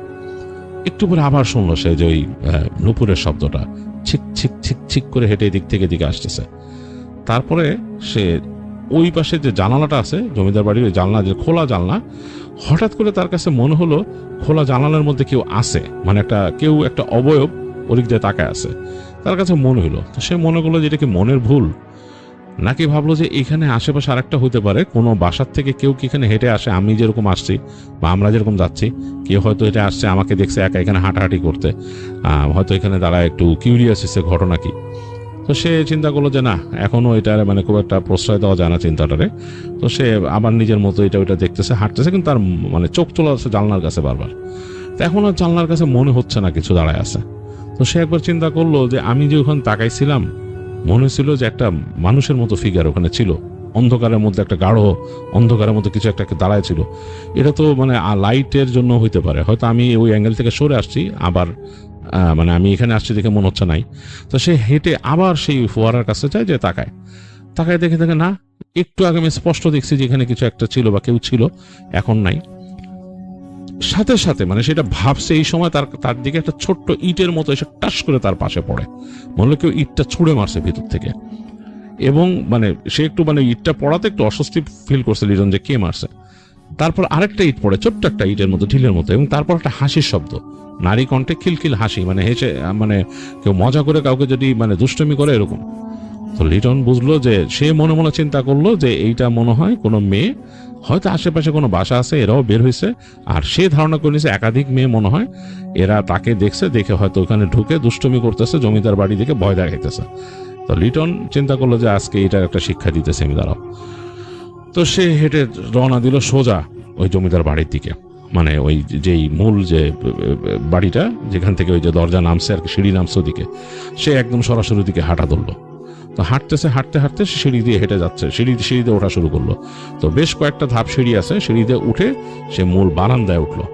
বারান্দায় উঠে সে কান পাততেছে, কেন যে লিটনের কাছে একটু ভয় লাগা শুরু করলো, গাটা কেমন শিরশির করতেছে এখন। তখন সে চিন্তা করছে, নিজেকে আবার প্রবোধ দিতেছে, আরে ধুর, কিসের ভয় পেয়েছে, এগুলো কিচ্ছু না, এগুলা এই কেউ দুষ্টুমি করছে, এখানে ঢুকে আমার সাথে দুষ্টুমি করছে বলে সে হেঁটে হেঁটে ওই যে জানলার দিকে সে একটা ফিগারের মতো দেখছে, মনে হচ্ছে কেউ দাঁড়াইছিল, সেদিকে হাঁটা শুরু করলো, ওই রুমটার দিকে। দরজা কিন্তু খোলা, দরজা নাই। এই সময় সে পায়ের শব্দ শুনলো, six six six six six six, মনে নুপুর পায়ে কেউ দৌড়াচ্ছে, মানে ঘরের ভিতরে। তো সে তখন বললো যে এই তো, এইটা হলো আরেক দুষ্টুমি, মানে হয়তো মেয়েটার পায়ে নুপুর আছে, বা তারা ইচ্ছা করে কিছু দিয়ে বাজাচ্ছে, চুড়ি বা কিছু দিয়ে নুপুরের মতো শব্দ করতেছে, এটা হচ্ছে আমাকে করার জন্য। আর নিশ্চয়ই আশেপাশের বাসায় কোনো মেয়ে আছে যারা এরকম বের হয় রাতে হাঁটতে বা নদীর পাড়ে যায়, আমাকে দেখছে, দেখে এই কাজগুলো করতেছে, মানে ভয় দেখানোর জন্য। সেইভাবে চিন্তাই করে নিয়েছে লিটন। তো লিটন এই নুপুরের শব্দ শুনতেছে, তার কাছে মনে হচ্ছে যে নুপুরের শব্দটা ওই ঘরের মধ্যেই এদিক ওদিক হচ্ছে, মানে চারদিক ঘুরতেছে, এরকম লাগতেছে। তো লিটন এই খোলা দরজাটার কাছাকাছি চলে আসছে। তো যখন খোলা দরজাটার কাছাকাছি চলে আসছে, তার গাটা কেমন যেন কাটা দিয়ে উঠলো। তার কাছে কেন জানি মনে হচ্ছে যে ঘরের মধ্যে আসলে উপস্থিতি আছে, বাট কেন জানি তার কাছে মনে হচ্ছে এইটা কোনো স্বাভাবিক মানুষ না, এটা অশরীরী কিছু, এটা তার মনে হওয়া শুরু হয়েছে হঠাৎ করে। এবং তার কাছে কোনো ফ্ল্যাশ লাইট নাই, কিছু নাই যে মেরে দেখবে এরকম, এই চাঁদের আলোর উপরে ভরসা। তো লিটন চিন্তা করলো, আমি কি ঘরের ভেতরে উকি দিব, এটা ভাবতেছে সে। ভাবার সাথে সাথে সে একটা হাসির শব্দ শুনলো, মনে হলো এরকম দুষ্টুমি করে কেউ হেসে দৌড়াচ্ছে ঘরের ভেতরে। পরবর্তী সেকেন্ডে তার পাশ দিয়ে মনে হলো একটা দমকা বাতাস বের হয়ে গেল। মানে বাতাসটা এরকম ছিল, মনে হলো উষ্ণ বাতাস, মানে বেশ উষ্ণ বাতাসটা।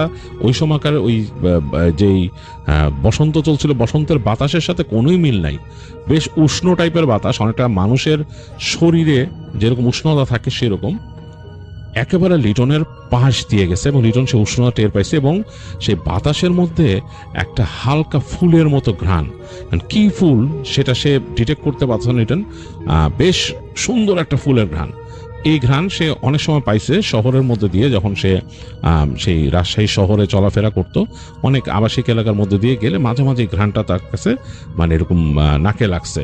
এমনকি সে যখন ঢাকায় আসছে তখনও সে পাইছে অনেক জায়গায় এরকম, হঠাৎ করে কোনো আবাসিক এলাকার বাইরে দিয়ে যাওয়ার সময় ঘ্রাণটা, ঠিক সেই ঘ্রাণটা প্রচন্ড কড়া তার পাশ দিয়ে ওই বাতাসের সাথে চলে গেছে। তো লিটনের সারা শরীরের রোম দাঁড়ায় গেছে, সে ভয় পাইছে। ভয় পেয়ে সে কয়েক পা পিছায় আসছে। পিছায় এসে সে দেখতেছে পাশের রুম থেকে মনে হচ্ছে গুনগুন করে কে গান গায়। গুনগুন কণ্ঠটা কেমন জানি, এটা মানে খুব স্বাভাবিক কণ্ঠ মনে হচ্ছে না। তো লিটন বেশ ভয় পেয়েছে, সে চিন্তা করছে এখান থেকে আমার চলে যেতে হবে। তো এখন সে যদি সিঁড়ি দিয়ে নামতে যায়, তাকে সেই গুনগুন কণ্ঠে যে গান হচ্ছে পাশের রুম, ওই দিক দিয়ে যাইতে হবে, সে মানে ওই দিকে যে হেঁটে নামতে হবে। তো সে একটু ভয় পেয়েছে, সে দেখতেছে তার সামনে যে রেলিংটা, খুব ছোট রেলিং, সে চিন্তা করছে রেলিংটা ক্রস করে সে চলে যাবে, মানে তার কোমর সমান হবে রেলিংটা। সে আস্তে করে রেলিং এর ওই পারে এক পা নামাইছে, নামায় আরেকটা পাশে যখন ঘুরে আনবে সে, তখন সে দেখতেছে ওই রুমের দরজার কাছে একটা মেয়ে মানুষের অবয়ব দাঁড়ানো, এবং এটা একটা অন্ধকার ছায়ার মতো। এখানে হালকা হালকা বোঝা যাচ্ছে মনে হচ্ছে একটা মেয়ে মানুষ, কারণ চুলগুলা এরকম হালকা হালকা কাঁপতেছে বাতাসে। আর সেই ঘ্রাণটা, সেই যে ফুলের একটা ঘ্রাণ সেটা আছে, এবং খুব দুর্বোধ্য কোনো ভাষায়, যেটা নাকি আসলে লিটন বুঝে না, ইংরেজিও না, বাংলাও না, সে আরবিও টুকিটা কিন্তু শুনছে সেরকমও না, কেমন একটা দুর্বোধ্য ভাষায় কিছু একটা তাকে বলল। তো লিটন মোটামুটি ভয়ের চোটে পা ঘুরায় নিতে যে পড়ে গেছে ধাপ করে ওইখানে। এই সময় দেখলো যে তার মামা পিছন থেকে বলতেছে, এই তুই কি এখানে, এই লিটন তুই এখানে? তখন বলে, হ্যাঁ মামা এখানে। সে ভয় পেয়েছে, বলছে আমি এখানে। তো তার মামা তাড়াতাড়ি আসছে, এসে তারা বলে, কি হয়েছে তোর, তুই এখানে কি পড়ে গেলি কেমনে, কি ব্যাপার? তো বলে, মামা চলো এখান থেকে, চলো আমরা যাই, চলো বেরোই। তো বলে সে তাড়াতাড়ি হাঁটা দিছে মামাকে নিয়ে। তার মামি আর ওই কম্পাউন্ডের দোকানে মামি দাঁড়ায় ছিল, ওই যেখানে ঢোকার রাস্তা সেইখানে। তো দ্রুত সে হেঁটে তার মামার সাথে ওইখানে গেল। তো তার মামি ওখান থেকে চিৎকার করে উঠলো, জোরে চিৎকার করে উঠলো। সাথে সাথে লিটন পিছন মানে ওদিকে তাকাইছে, পিছনে কি দিকে তার মামি চিৎকার করছে, তাকায় দেখে 1 সেকেন্ডের জন্য, মিলি সেকেন্ডের জন্য মনে হলো ওখানে একটা নারী মূর্তি দাঁড়ায় ছিল ওই দরজার কাছে, এবং মনে হচ্ছিল যে নারী মূর্তিটা চোখ নাই, চোখের জায়গাগুলো লাল লাল, মানে মনে হচ্ছে লাল লাল চোখ নাই, লাল লাল। এবং লিটন ওখানে তাকানোর সাথে সাথেই মনে হলো একটা বাতাসের মানে ঘূর্ণি তৈরি হলো। বাতাস যেমন টর্নেডোর মতো ঘুরে, সেরকম ভাবে একটা বাতাস ঘুরতে ঘুরতে জমিদার বাড়ির ওই ফোয়ারার কাছ দিয়ে যে ঘোরা শুরু করলো, পাতা টাতা এগুলা নিয়ে, ধুলাবালি নিয়ে। সারা শরীর তো মানে ধরে গেছে, মানে রোম দাঁড়া গেছে। তার মামা তাড়াতাড়ি তার মামিকে এরকম এক হাত দিয়ে জাপটা ধরছে, ধরে বলছে তাড়াতাড়ি চল এখান থেকে। তো দুজনে হেঁটে ওই পাশ থেকে তারা বের হয়ে চলে গেছে, বাসায় গেছে। তার মামি থরথর করে কাঁপতেছিল। তো তার মামা বাসায় নিয়ে বললো যে তুই তাড়াতাড়ি যে দোয়া দুরুদ পড়ে শুয়ে থাক, এখানে কি হয়েছে কালকে শুনবো। তো ঘরে গেল, তো সে শুনলো যে তার মামা জোরে জোরে দোয়া পড়তেছে ঘরের মধ্যে। সে মামার রুমটা পাশেই ছিল। তো সকালবেলা লিটন শুনছে তার মামির জ্বর আসছে বেশ। তার মামি ভয় পেয়েছে, অনেক ভয় পেয়েছে, জ্বর আসছে। তো মামির বাড়ির মানুষজন যখন শুনলো তখন বললো যে ওই জায়গায় যাওয়া তো উচিত হয় নাই, কেন তোমরা ওখানে ঢুকলা? ওই জমিদার বাড়ির ওখানে আমরা কেউ যাই না। ওই জায়গায় সবাই বলে যে ওই জায়গায় পেতনি আছে, পেতনি ঘোরাফেরা করে। অনেকে বলে ওই চুড়েল, অনেকে বলে পেতনি, এটা ঘোরাফেরা করে রাতের বেলা, মানুষকে এরকম দেখা দেয়, মানুষ ভয় পায়, মানে খুবই ভয়ঙ্কর। অনেকে দেখছে যে এরকম লম্বা লম্বা পা ফেলে হেঁটে হেঁটে যায় ওদিক দিয়ে। তো এরকম দেখছে। তো ওদের বাড়িতে তখন লিটনের মামা বাড়িতে একজন হুজুরকে ডাকানো হয়। তিনি এসে ঝেড়ে দেন, লিটনের মামিকে ঝাড়েন, মানে লিটনের মামাকেও ঝাড়েন, তাকেও ঝাড়েন, তিনজনকে ঝাড়েন। বলে যে না, কারো উপরে কোনো পজেস্ট করে নেই, বাট তারা হয়তো খারাপ কিছু দেখছে। হুজুর বলে খারাপ কিছু দেখছে, রাতের বেলা এরকম চলা ফেরা উচিত না, নদীর পাড়েও যাওয়া উচিত না। যাই হোক, লিটন ওটা দেখছিল। তো লিটনের কাছে এটা একটা মানে দুর্বোধ্য এক্সপিরিয়েন্স। সে কি ওখানে এক্সপিরিয়েন্স করলো বা কি দেখলো, এরকম জিনিস সে জীবনে আর কখনো দেখে নাই। আর আপনারা আমাদের সাথে থাকবেন, ঘটনা পাঠিয়ে আমাদেরকে সঙ্গ দেবেন, আমাদের চ্যানেলটি সাবস্ক্রাইব করবেন, লাইক দেবেন, শেয়ার করে দেবেন। তাহলে বিদায় নিয়ে নিচ্ছি আজকের মতো। আল্লাহ হাফেজ, টাটা।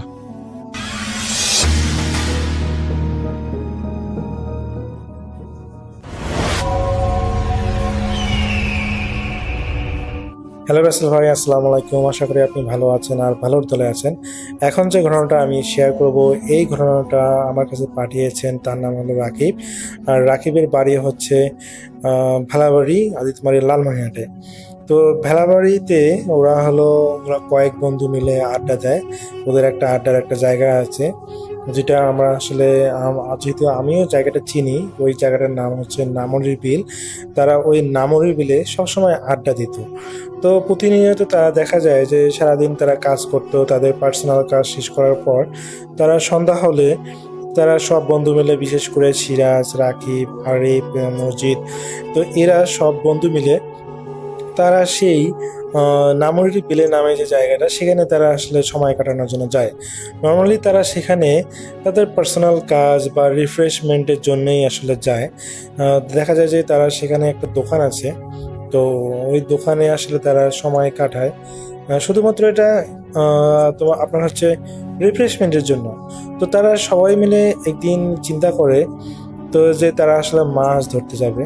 তো রাসেল ভাই, এর আগে আমি একটা কথা বলিনি, সেটা হচ্ছে যে তারা দেখা যায় যে ওইখানে একটা ওই বিলের মধ্যে, বিলটা যেহেতু প্রায় লম্বায় প্রায় 1 কিলোমিটার হবে, এবং যদি আমি প্রস্থ হিসাব করি, দৈর্ঘ্য হচ্ছে 1 কিলোমিটার আর প্রস্থ হচ্ছে প্রায় হলো আপনার বলা যায় যে 100 ফিট, 100 ফিটেরও বেশি হবে। দেখা যায় যে 150 বা 200 ফিট এরকম, আমি এক্স্যাক্টলি বলতে পারতেছি না কত ফিট হবে। তো এটা প্রায় হলো লম্বায় প্রায় 1 কিলোমিটার এবং প্রস্থ হচ্ছে প্রায় হলো 200 ফিট, বা 1 কিলোমিটারের 5 ভাগের 1 ভাগ একটা অংশ আর কি। তো যাই হোক, তারা ওই নদীতে বা ওই পুকুরে, এটা আসলে নামে আমরা বিল বলি, পুকুর বা নদী বলি না, আমরা বলি বিল। তো এই বিলে তারা সেখানে একটা নৌকা আছে, তো নৌকা দিয়ে তারা সবসময় দেখা যায় যে এনজয় করে, বিশেষ করে রাতের বেলা তারা নৌকা চালিয়ে সেখানে এনজয় করে। তো একদিন হয় কি রাসেল ভাই, তো ওরা অনুভব করে যে ওই তারা সেদিন 5-6 জনেই ছিল সেই নৌকার মধ্যে। তো তারা আসলে শখের বসে আসলে নৌকা চালাচ্ছিল। তো তারা অনুভব করে যে দূরে কোথাও কেউ কান্না করতেছে। বিশেষ করে এখানে আরিফ যে আছে, ও একটু ভীতু প্রকৃতির। তো ও চিন্তা করে, ও প্রথমে আর কি সবাইকে বলে যে আমি কারো কান্নার শব্দ পাচ্ছি। তো রাসেল ভাই, এখানে আসলে কান্নার শব্দটা কোথা থেকে আসতেছে, তো বাকি সবাই যখন অনুধাবন করার চেষ্টা করতেছে, তো তারা আসলে ওই কান্নার শব্দটা খুঁজে পায় না। তো তারাও যেহেতু হালকা মৃদু সুরে শুনতেছিল, তো তারা নৌকা চালিয়ে সেই দিকে খোঁজার চেষ্টা করতেছে, কিন্তু পায়নি। তো এরকম করে ছোট ছোট কিছু ইনসিডেন্টস হয়েছিল, যেটা আসলে ভৌতিক হিসাবে তারা আসলে বিবেচনা করেনি। তো রাসেল ভাই, এরপরে যেটা হয় যে ওরা ওই বিলের যেহেতু পার্শ্ববর্তী গ্রামেই তারা থাকে, তো দেখা যায় যে এই গ্রামের পার্শ্ববর্তী থাকার কারণে তারা চিন্তা করে যে তারা একদিন মাছ ধরবে এবং তারা নদীতে মাছ ধরতে যাবে। কিন্তু রাসেল ভাই তাদের আসলে সরঞ্জাম, মাছ ধরার ওইরকম সরঞ্জাম ছিল না।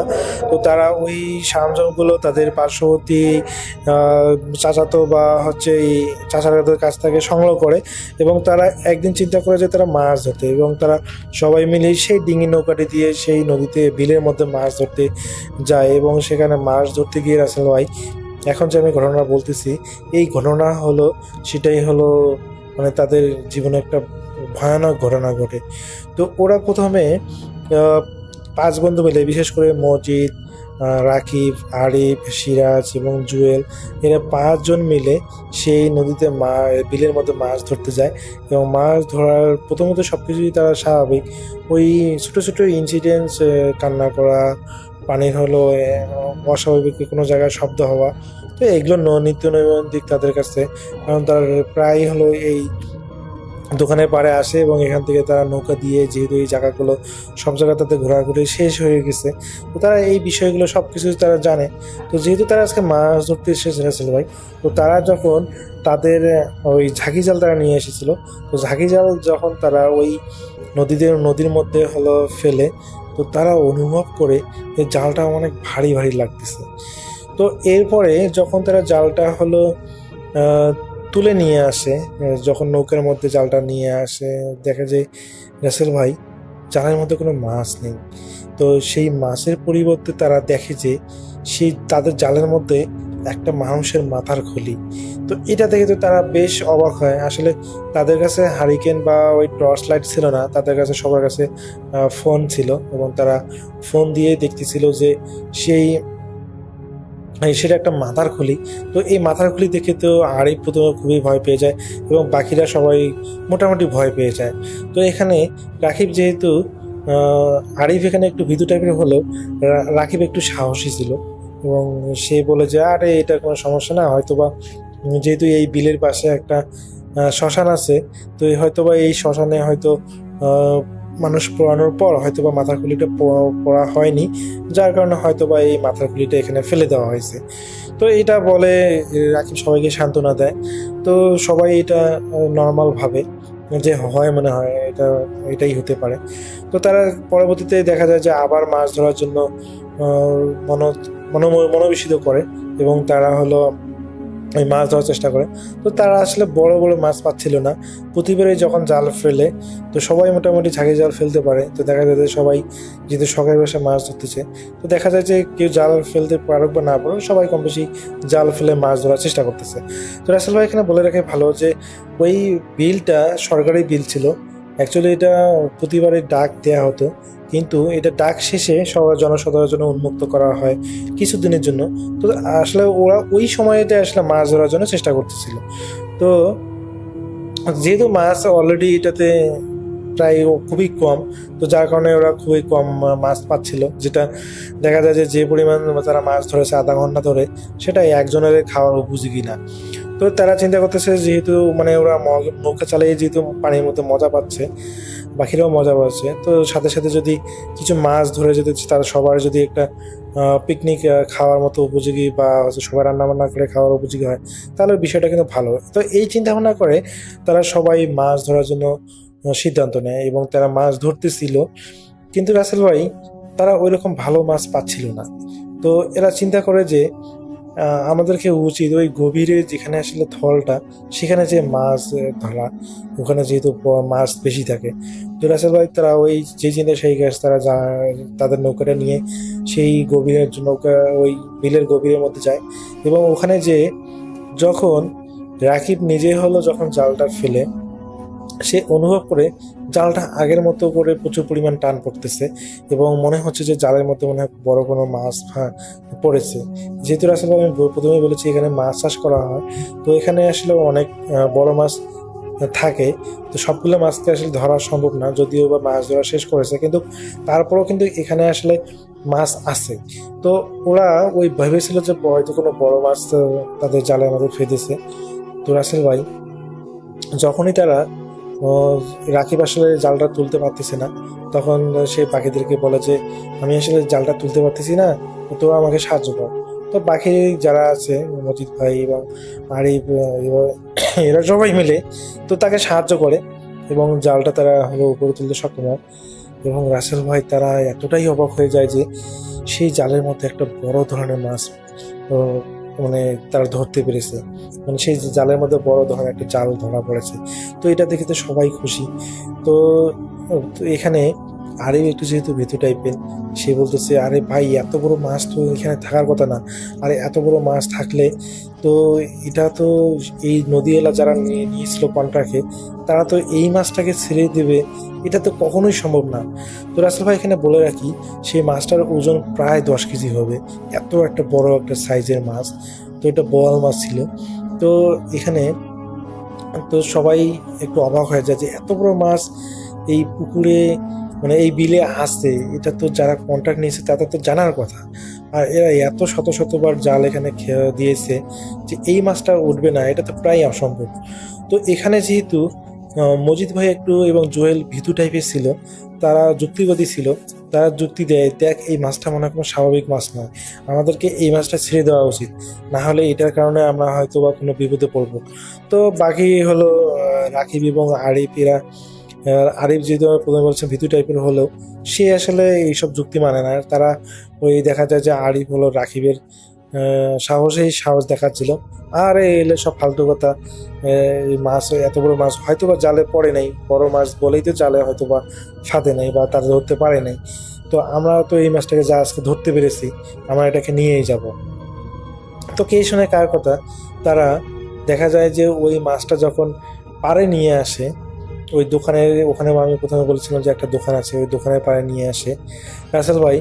তো ওরা হলো মাছটা নিয়ে আসার পর যখন ওই দোকানদারকে শেয়ার করে আমরা একটা বড় একটা মাছ ধরেছি, আপনি এক কাজ করেন আপনাকেও আমরা ভাগ দেব, আপনি বাসার থেকে একটা নিয়ে আসেন, বটি নিয়ে আসেন বা দা নিয়ে আসেন, যেটা দিয়ে আর কি মাছটাকে আমরা সাইজ করতে পারবো বা পিস পিস করে ভাগ করতে পারবো, আপনি এই ধরনের একটা জিনিস নিয়ে আসেন।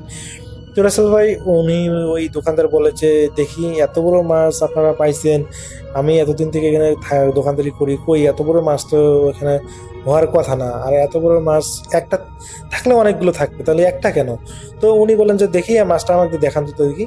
তো যেহেতু রাসেল ভাই ওই মাছটা ওরা হলো নৌকার মধ্যেই, নৌকার মাঝামাঝি জায়গাটা আর কি ছিল, শেয়াও ছিল, ওখানে আর কি তারা মাছটা রেখেছিল। তো ওরা হলো যখন ওই মাছটাকে রাসেল ভাই দেখাতে যায় তখন যেটা দেখে সেটা দেখে তারা মানে সবাই অবাক হয়ে যায়। তো ওরা দেখে যে ওই মাছের জায়গায় কতগুলো একটা মানে একটা হলো মাছের শেপের মতো অনেকগুলো কালো কচুরি পানার একটা মাটি তোলার সাথে স্তূপ আকারে মানে কচুরি পানা এবং হলো কচুরি পানার কালো চুলগুলো এবং মাটির সাথে মিক্সার হয়ে একটা মাছের আঘাতে একটা জাস্ট দলা মাটির দলা একটা তারা দেখতে পায়। তো এটা দেখে তো ওই দোকানদারের রাগ হয়ে যায়, এটা আপনারা ফালতু কথা বলেন, এখানে তো এটা মাটির দেখতেছি আর আপনারা বলেন যে মাছ। রাসেল ভাই আপনি বিশেষ করবেন কিনা জানি না, সবাই অবাক হয়ে যায় যে এটা কিভাবে সম্ভব। তারা জলজন্ত একটা মাছ ধরে আনলো, যে মাছটাকে তারা কেটে এখন ভাগ করে নেবে, এখন সেটা নাকি মাছ নয়, এটা মাটির তোলা। তো রাসেল ভাই এটা দেখে তো সবাই ভয় পেয়ে যায়। তো এখানে সব থেকে বেশি ভয় পেয়ে যায় হলো আরিফ।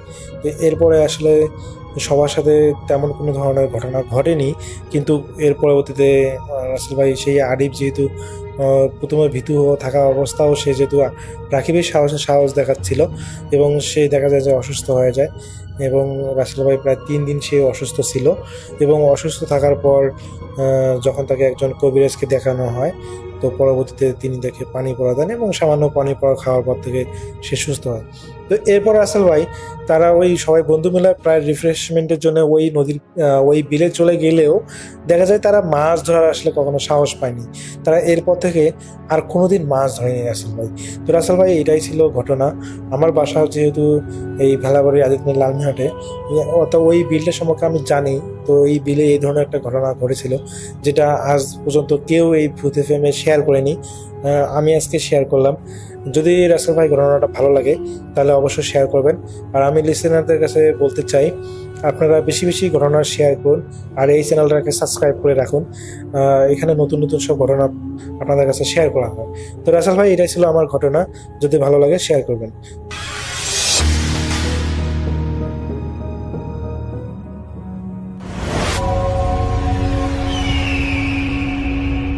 ওকে রাসেল ভাই, এই কাহিনীটা আমাকে বলেছে স্বর্ণা। এটা হচ্ছে তার কলেজ লাইফের কাহিনী আর কি। এসএসসিতে যখন পাস করেছে আর কি, ওই সময় আর কি। জি, ফ্রেশ কলেজ গার্ল ছিল সে তখন। যাক, এটা হচ্ছে যে ওই সময়টা তাদের নানা বাড়িতে একটা অনুষ্ঠান হয়। এটা হচ্ছে একজনের মৃত্যুবার্ষিকী। তাদের একটা মানে মামা হয়, বড় মামা আর কি, তার এক মৃত্যুবার্ষিকী ছিল ওখানে। তো ফ্যামিলির সবাই ওখানে যায় গ্রামে। তো যাওয়ার পরে গ্রামের বাড়ি তো মনে করেন যে একটু স্ক্যাটার্ড টাইপের হয়, বিভিন্ন ঘর আছে, তারপর কাচারি ঘর টাইপের একটা এরকম ঘর থাকে দূরে। তো যেটা হয়, রাতের বেলা ওরা ওখানে বসে অনেকক্ষণ গল্প করে আর কি। গ্রামের কিছু আত্মীয় স্বজন সবাই মিলে কাহিনী বলে। তো এই কাহিনী বলতে বলতে ওদের এক নানির কাহিনী বলে যে সে বেশ বয়স্ক আর তার লাইফে সে নাকি কখনো বিয়ে হয়নি আর কি, এরকম। আচ্ছা আচ্ছা, মানে উনি ওভাবেই আর কি বয়স হয়ে গেছে আর কি, বুড়ি হয়ে গেছে, একসময় বিয়ে হয়নি। কারণটা হচ্ছে ওনার ইয়াং কাল থেকে উনি পজেস ছিল আর কি। আচ্ছা, এবং ওনার পজেশনটা খুব অন্য লেভেলের। যখন ওনার পজেশন হয় উনি নাকি অনেক উদ্ভট কার্যক্রম করেন।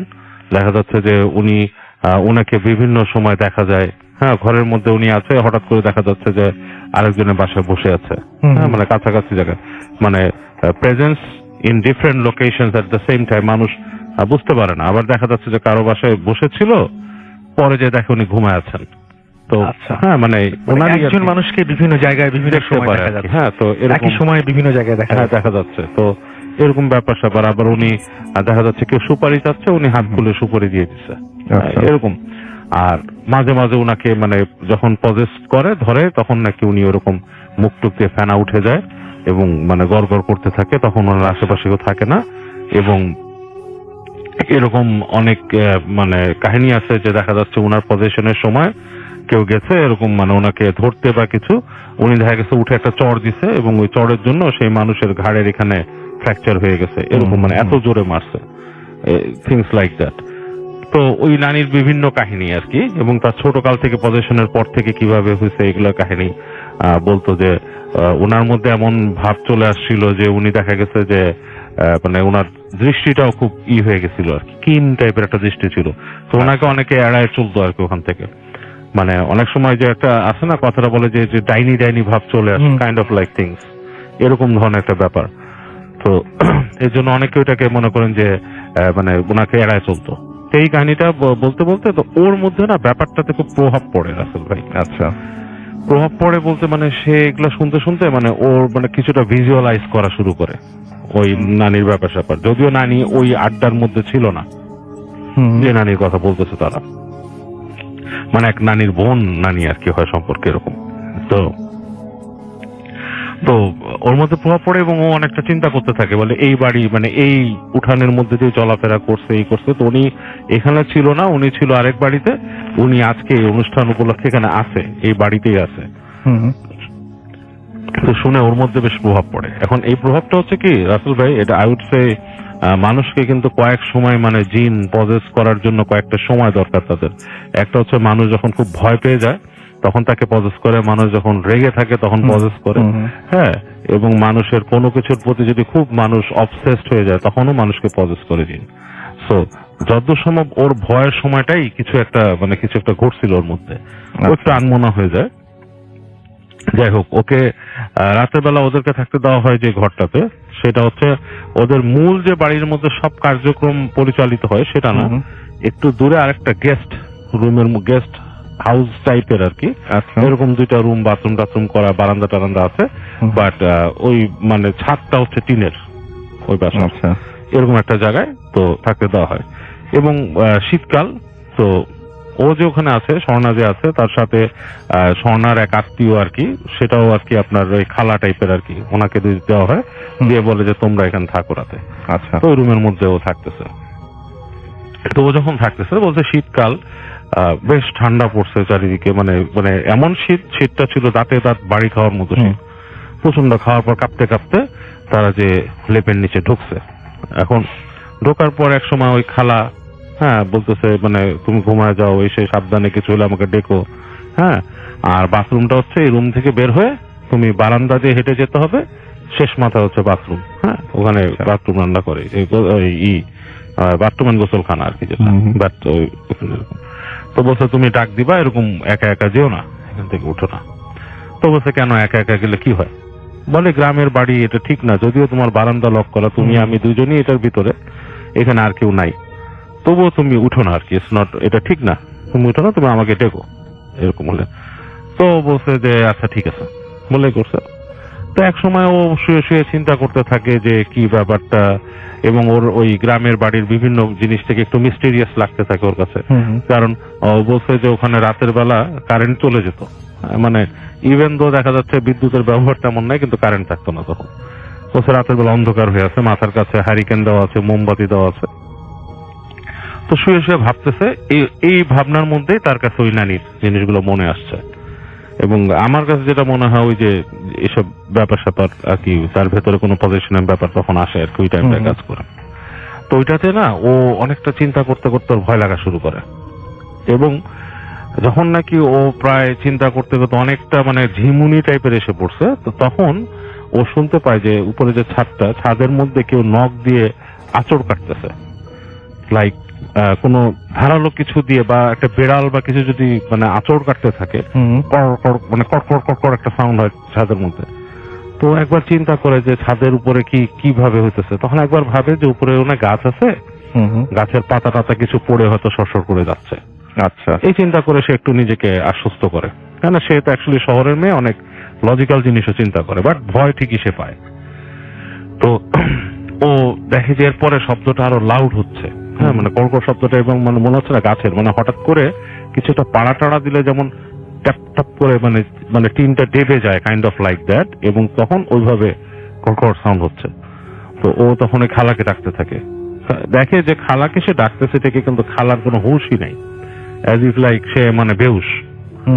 সে ডাকতেছে, তাকে উঠেই না। তখন সে কি করে, চুপচাপ লেপ মুড়ি দিয়ে শুয়ে থাকে। এই সময় সে ওই দরজার মধ্যে শুনে যে টক টক টক টক টক টক করে নক করতেছে কেউ, তাদের যে রুমের দরজাটা সেটার মধ্যে নক করতেছে। এবং ওই সময়কার দরজা হচ্ছে আপনার, ও যেটা বলছে যে এই হুড়কো দেওয়া দরজা, ইটস নট লাইক খুব অ্যাডভান্স যে দৌড়, সেটা না। আচ্ছা, মানে কাঠের দরজা, মানে বেশ র কাঠকেই কেটে টেটে বানানো এবং হুড়কো লাগানো আর কি। তো ঠেলা মারলে আর কি কিছুটা একটু ভিতরের দিকে এরকম চলে আসে। তো ওই দরজা কে নক করতেছে, এরপরে সে দেখে যে একটুখানি করে দরজাটা ঠেলা মারতেছে আর কি, লাইক দরজা একটু সামনে আসে, অ্যাডভান্স হয়, পিছিয়ে যায়, এবং হুড়কোতে খড়খড় খড়খড় খড়খড় শব্দ হচ্ছে। তো ও মানে বেশ ভয়ে শয়ে আরো গুটি মেরে লেপের তলে চলে যায়, এবং এক পর্যায়ে সে ভয়ের চোটে লেপ মাথার উপর দিয়ে দেয়। আচ্ছা, দিয়ে তখন শব্দ হচ্ছে দরজায়। তো ও আবার হাত দিয়ে খালাকে ডাকে, খালা উঠে না। তো ও পরে কি কিউরিয়াসিটির কাছেও হয় যে কি হচ্ছে, ভয়ে একদম জমে গেছে। তো আস্তে করে জানলা দিয়ে ওই ওই যে লেপের ফাঁক দিয়ে সে একটু তাকায়। তো রুমের মধ্যে অন্ধকার, এর মধ্যে সে হঠাৎ করে বুঝে দরজাটা ঠাস করে খুলে গেছে, এবং হুড়কো যেটা ওটা উঠে গেছে, উঠে দরজাটা খুলে গেছে। এটা ইজ পসিবল যে দরজাকে যদি বারবার ধাক্কা মারা হয় অনেক সময় হুড়কো খুলে যেতে পারে, হ্যাঁ এরকম। তো দরজাটা খুলে গেছে, এবং ও ফিল করে যে শীতটা আরো অনেক বেশি বেড়ে গেছে রুমের ভিতরে, টেম্পারেচার ফল করছে।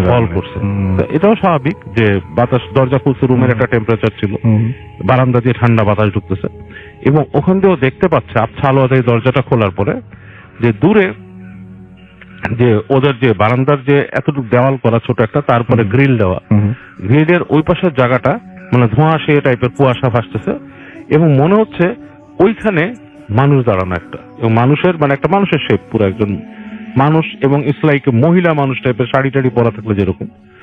এবং ও খেয়াল করলো যে মাঝখানে কিন্তু ফাঁকা, দরজা খুলছে, কেউ নাই।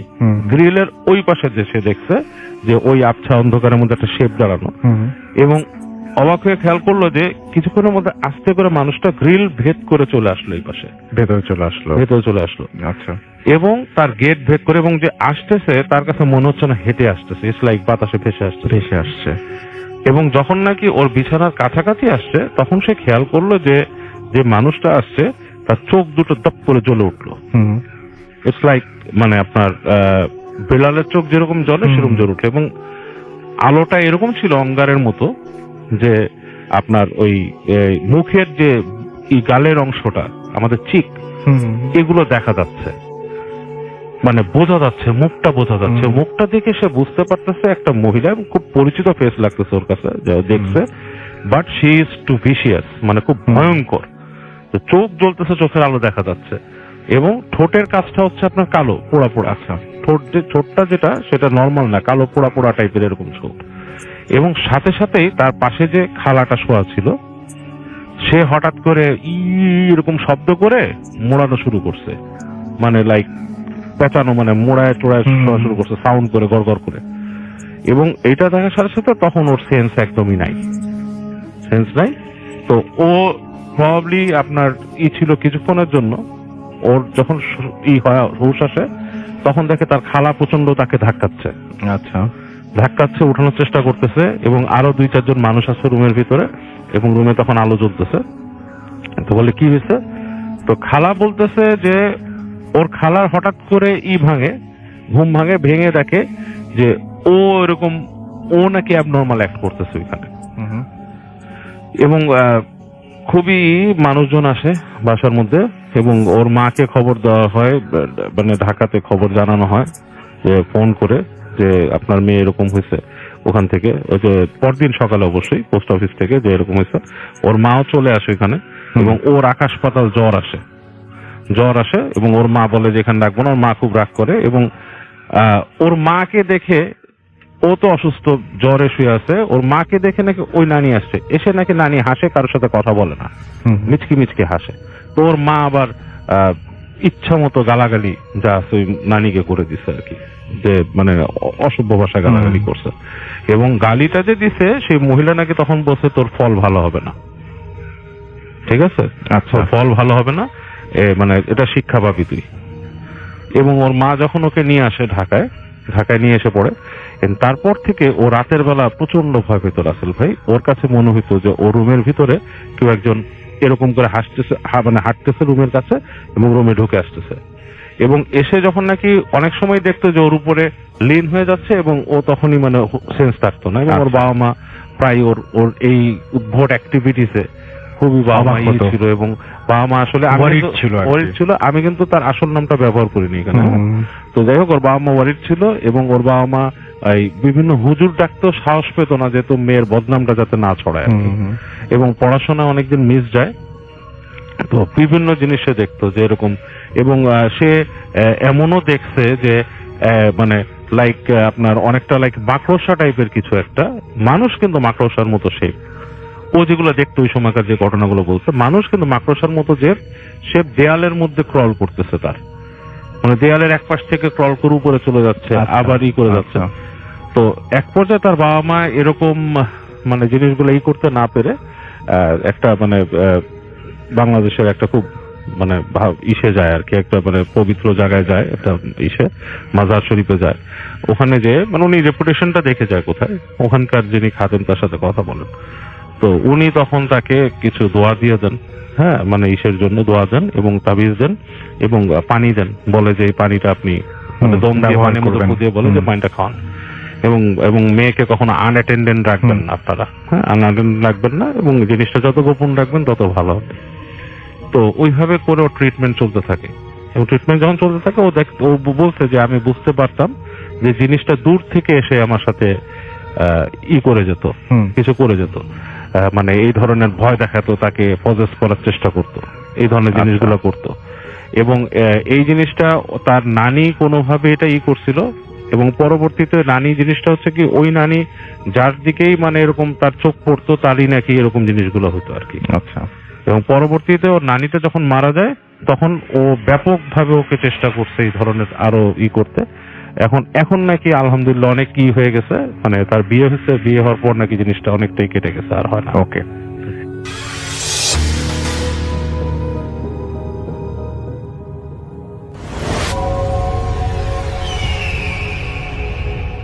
প্রিয় লিসেনার্স, আসসালামু আলাইকুম।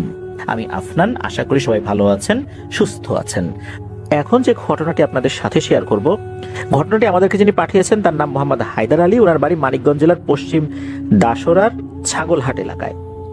ঘটনাটি ওনার বন্ধুর সাথে ঘটেছিল, আর ঘটনাটি এখনো চলমান বিধায় ওনার বন্ধু তার নামটা শেয়ার করতে নিষেধ করেছেন। আমরা তার নামের অংশ বিশেষ ব্যবহার করছি। ওনার নামের শেষে হোসেন শব্দটা রয়েছে, আমরা হোসেন ভাই বলবো। তো হোসেন ভাই বিয়ে করেছেন, 8-9 মাস হয়েছে, সবকিছু স্বাভাবিকভাবে চলছিল। এই হোসেন ভাই উনি ওনার ওয়াইফকে নিয়ে এই মানিকগঞ্জেরই পশ্চিম দাসরার এলজিইডির চকে একটি বিল্ডিং এর 4 তলায় ভাড়া নিয়েছেন। তো সবকিছু ঠিকঠাক মতো হচ্ছিল, হঠাৎ করেই নাকি তার ওয়াইফ বেবি নেয়ার জন্য, অর্থাৎ বাচ্চা নেয়ার জন্য হোসেন ভাইকে খুব চাপাচাপি করছেন। হোসেন ভাই চিন্তা করলেন কি ব্যাপার, এটা তো ভালোভাবেও বলা যেত, হঠাৎ করে এরকম অস্বাভাবিক ভাবে বলছে কেন। সে যখন বলে তার চোখে মুখে এক ধরনের আক্রোশ, কেমন যেন একটা উন্মাদনা, কেমন একটা ভয়ঙ্কর মূর্তি তার মধ্যে মনে হচ্ছে জাগ্রত হচ্ছে। তো এইভাবে তো কেউ বলে না। আর হঠাৎ হঠাৎ সে রেগে যায়, হাসে, কান্নাকাটি করে। বিয়ের শুরুর দিকে তো সবকিছু ঠিকঠাকই ছিল, হঠাৎ করে এরকম সমস্যা কেন হলো? তো তার কি আগে থেকে কোনো জিন পরি রিলেটেড সমস্যা আছে কিনা এটা জানার জন্য হোসেন ভাই উনি ওনার শ্বশুর শাশুড়িকে ফোন করেছেন। তো ওনার শ্বশুর শাশুড়ি এটা শুনে তারাও অবাক হন, বলে যে না তো, আমাদের মেয়ের তো এরকম কোনো সমস্যা আগে ছিল না। ওনারাও চিন্তিত হয়ে পড়েন। উনি বলেন যে দেখো বাবা, তুমি একটু দ্রুততার সাথে ভালো কোনো হুজুরকে দেখাও। উনি কি বলেন, বদ নজর লাগলো কিনা বা অন্য কিছু হলো কিনা, সবকিছু তো ঠিকঠাকই ছিল।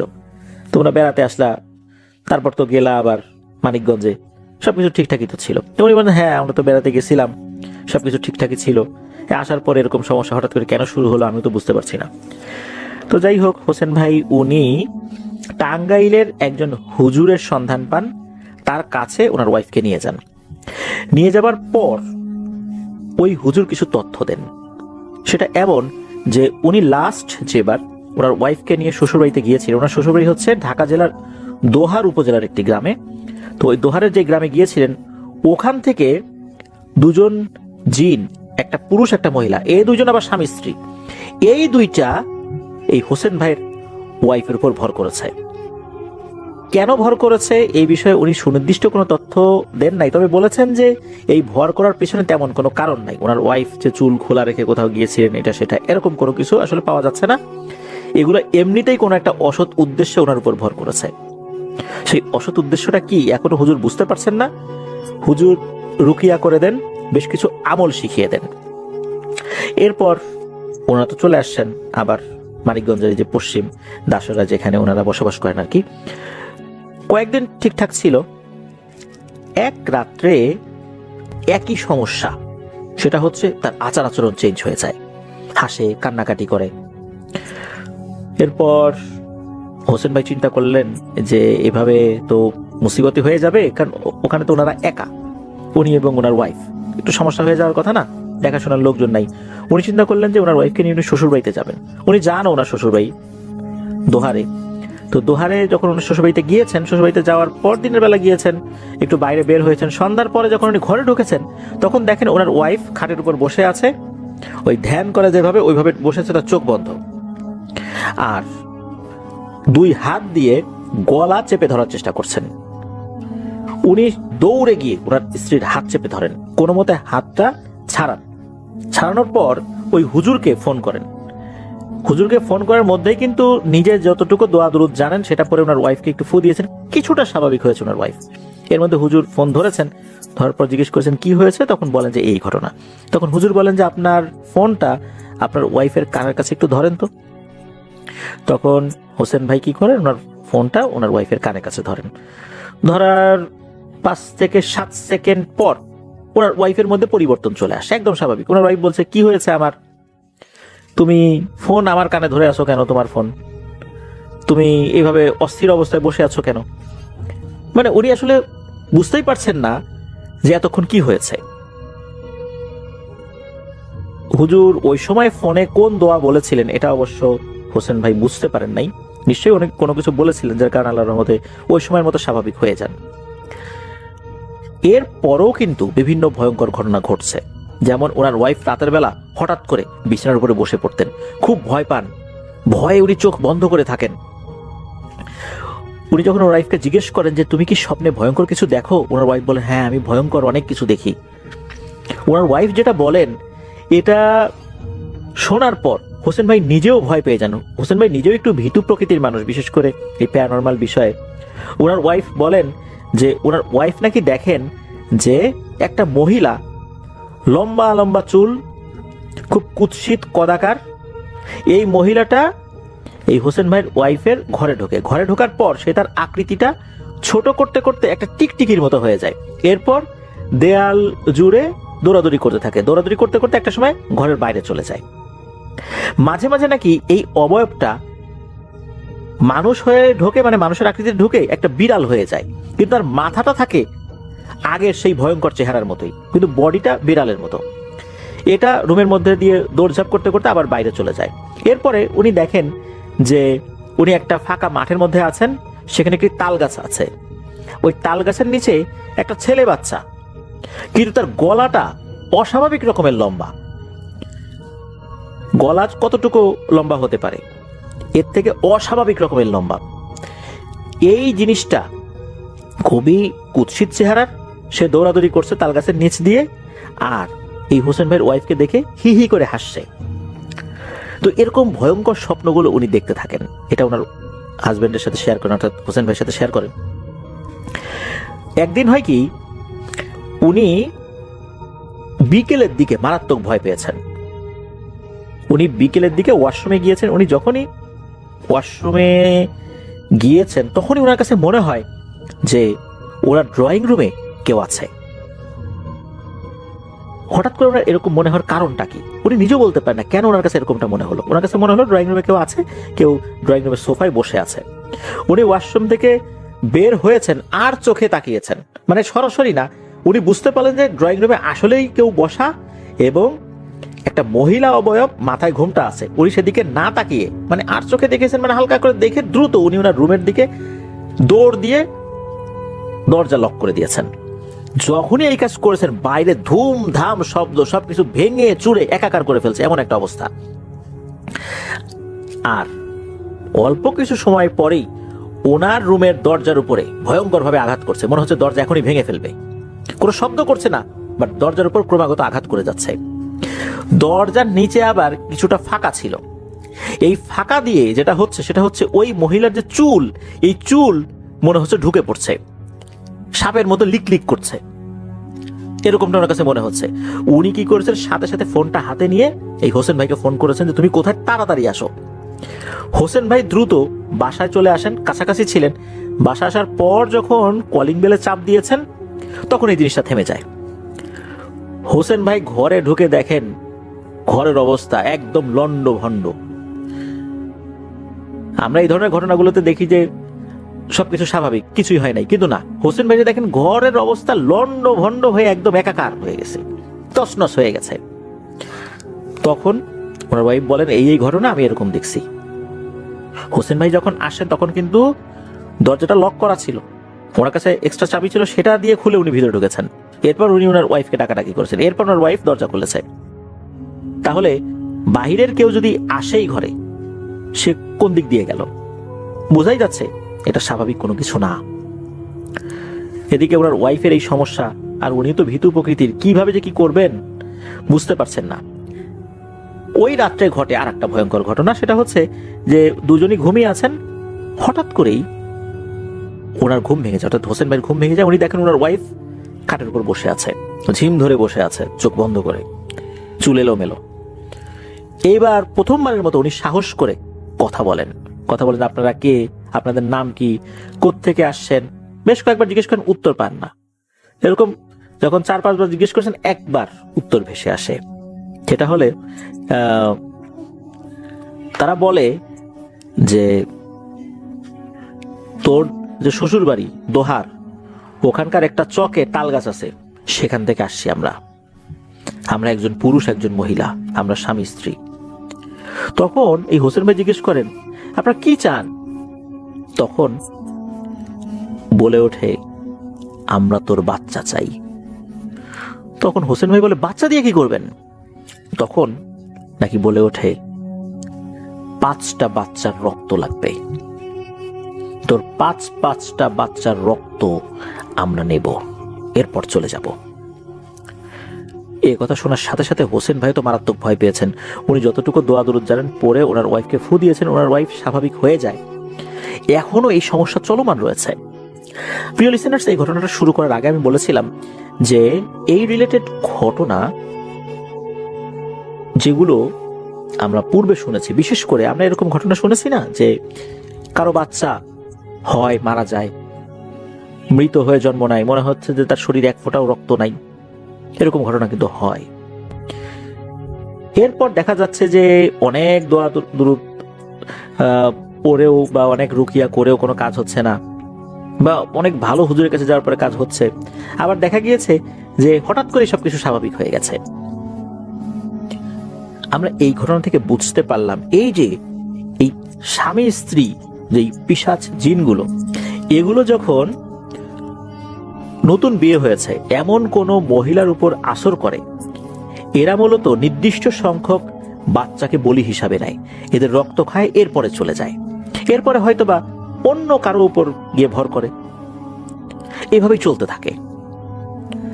আর এভাবেই নিরপরাধ শিশুগুলোর মৃত্যু হয়, এরা এদের খাবারে পরিণত হয়। আমরা বুঝতেই পারি না যে কেন এটা হচ্ছে। দীর্ঘ সময় ধরে এরকম ভাবে হত্যাযজ্ঞ চলতেই থাকে। এমন বিষয়েরই শিকার হয়েছেন হোসেন ভাইয়ের ওয়াইফ, অথচ কোনো কারণ ছাড়াই এগুলো এসে ওনার উপর ভর করেছে ওই তাল গাছ থেকে। ওনাদের জন্য দোয়া চেয়েছেন হায়দার আলী ভাই। আমরা দোয়া করি আল্লাহ দ্রুততার সাথে হোসেন ভাইয়ের ওয়াইফকে সুস্থতা দান করুন। এই ধরনের সমস্যাগুলো যেই পরিবারে হয়, এই পরিবার যে কি ধরনের একটা অশান্তির মধ্যে থাকে, যারা এই ধরনের সমস্যার মধ্যে আছেন তারা ছাড়া কেউ বুঝতে পারবেন না। প্রিয় লিসেনার্স, দারুণ একটা ঘটনা ছিল, খুব ভালো লেগেছে আমার কাছে। এই পর্যন্তই ছিল ঘটনা। আমার জন্য দোয়া করবেন, আমার পরিবারের জন্য দোয়া করবেন, আপনাদের জন্য দোয়া রইল, আপনাদের পরিবারের প্রত্যেকের জন্য দোয়া রইল। বিদায় নিচ্ছি। আসসালামু আলাইকুম।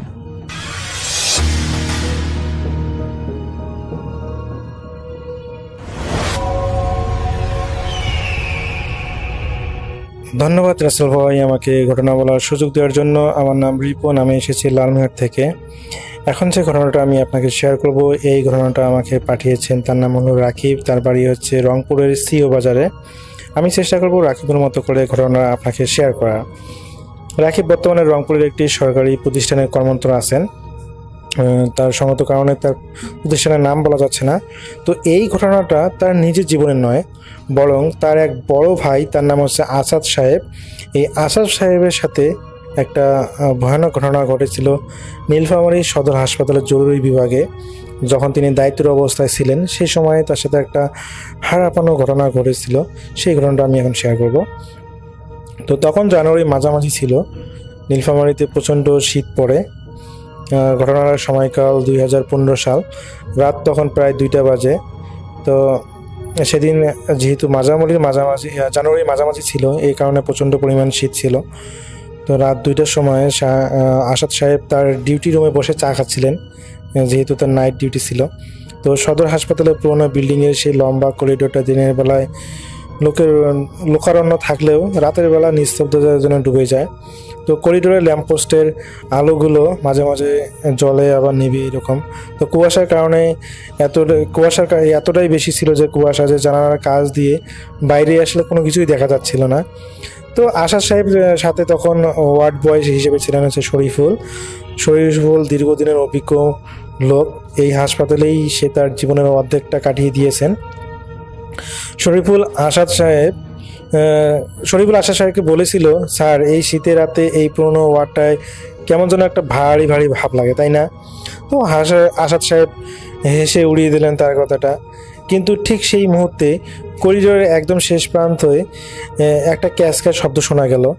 তারা যখন দুজনে কথা বলতেছিল, মনে হলো কেউ একজন পুরনো টলি ঠেলে নিয়ে আসতেছে হাসপাতালের দিকে। তো আসাদ সাহেব ভাবলেন হয়তো কোনো রুগী আসছে। তো তিনি শরীফুলকে বললেন, যাও তো দেখে আসা তো কী সমস্যা। কিন্তু শরীফুল কেমন যেন ফ্যাকাশে হয়ে গেল। সে কাঁপায় বলল, স্যার ওই ওয়ার্ডটা তো 1 সপ্তাহ ধরে তালা মারা, ওখানে কোনো টলি থাকার কথা না। এই জন্য শরীফুল ভয় পাচ্ছিল। তো শরীফুলের কথা শুনে আসাদ সাহেবের মনে একটু খটকা লাগলো, কিন্তু তিনি ভাবলেন যে হয়তো হাসপাতালের অন্য কোনো কর্মচারী ভুলে ওইদিকে চলে গেছে। তো আসাদ সাহেব তার টর্চ লাইটটা হাতে নিয়ে করিডোরের দিকে হাঁটতে শুরু করলেন, সেই করিডোরের দিকে, এবং তার পায়ের শব্দ সেই নিস্তব্ধ হাসপাতালে তার কাছে মনে হচ্ছিল যে প্রতিধ্বনিত হচ্ছে। তো করিডোরে একদম শেষ মাথায় 3 নম্বর ওয়ার্ডটি, যা সংস্কার কাজের জন্য গত কয়েকদিন ধরে তালা মারা ছিল।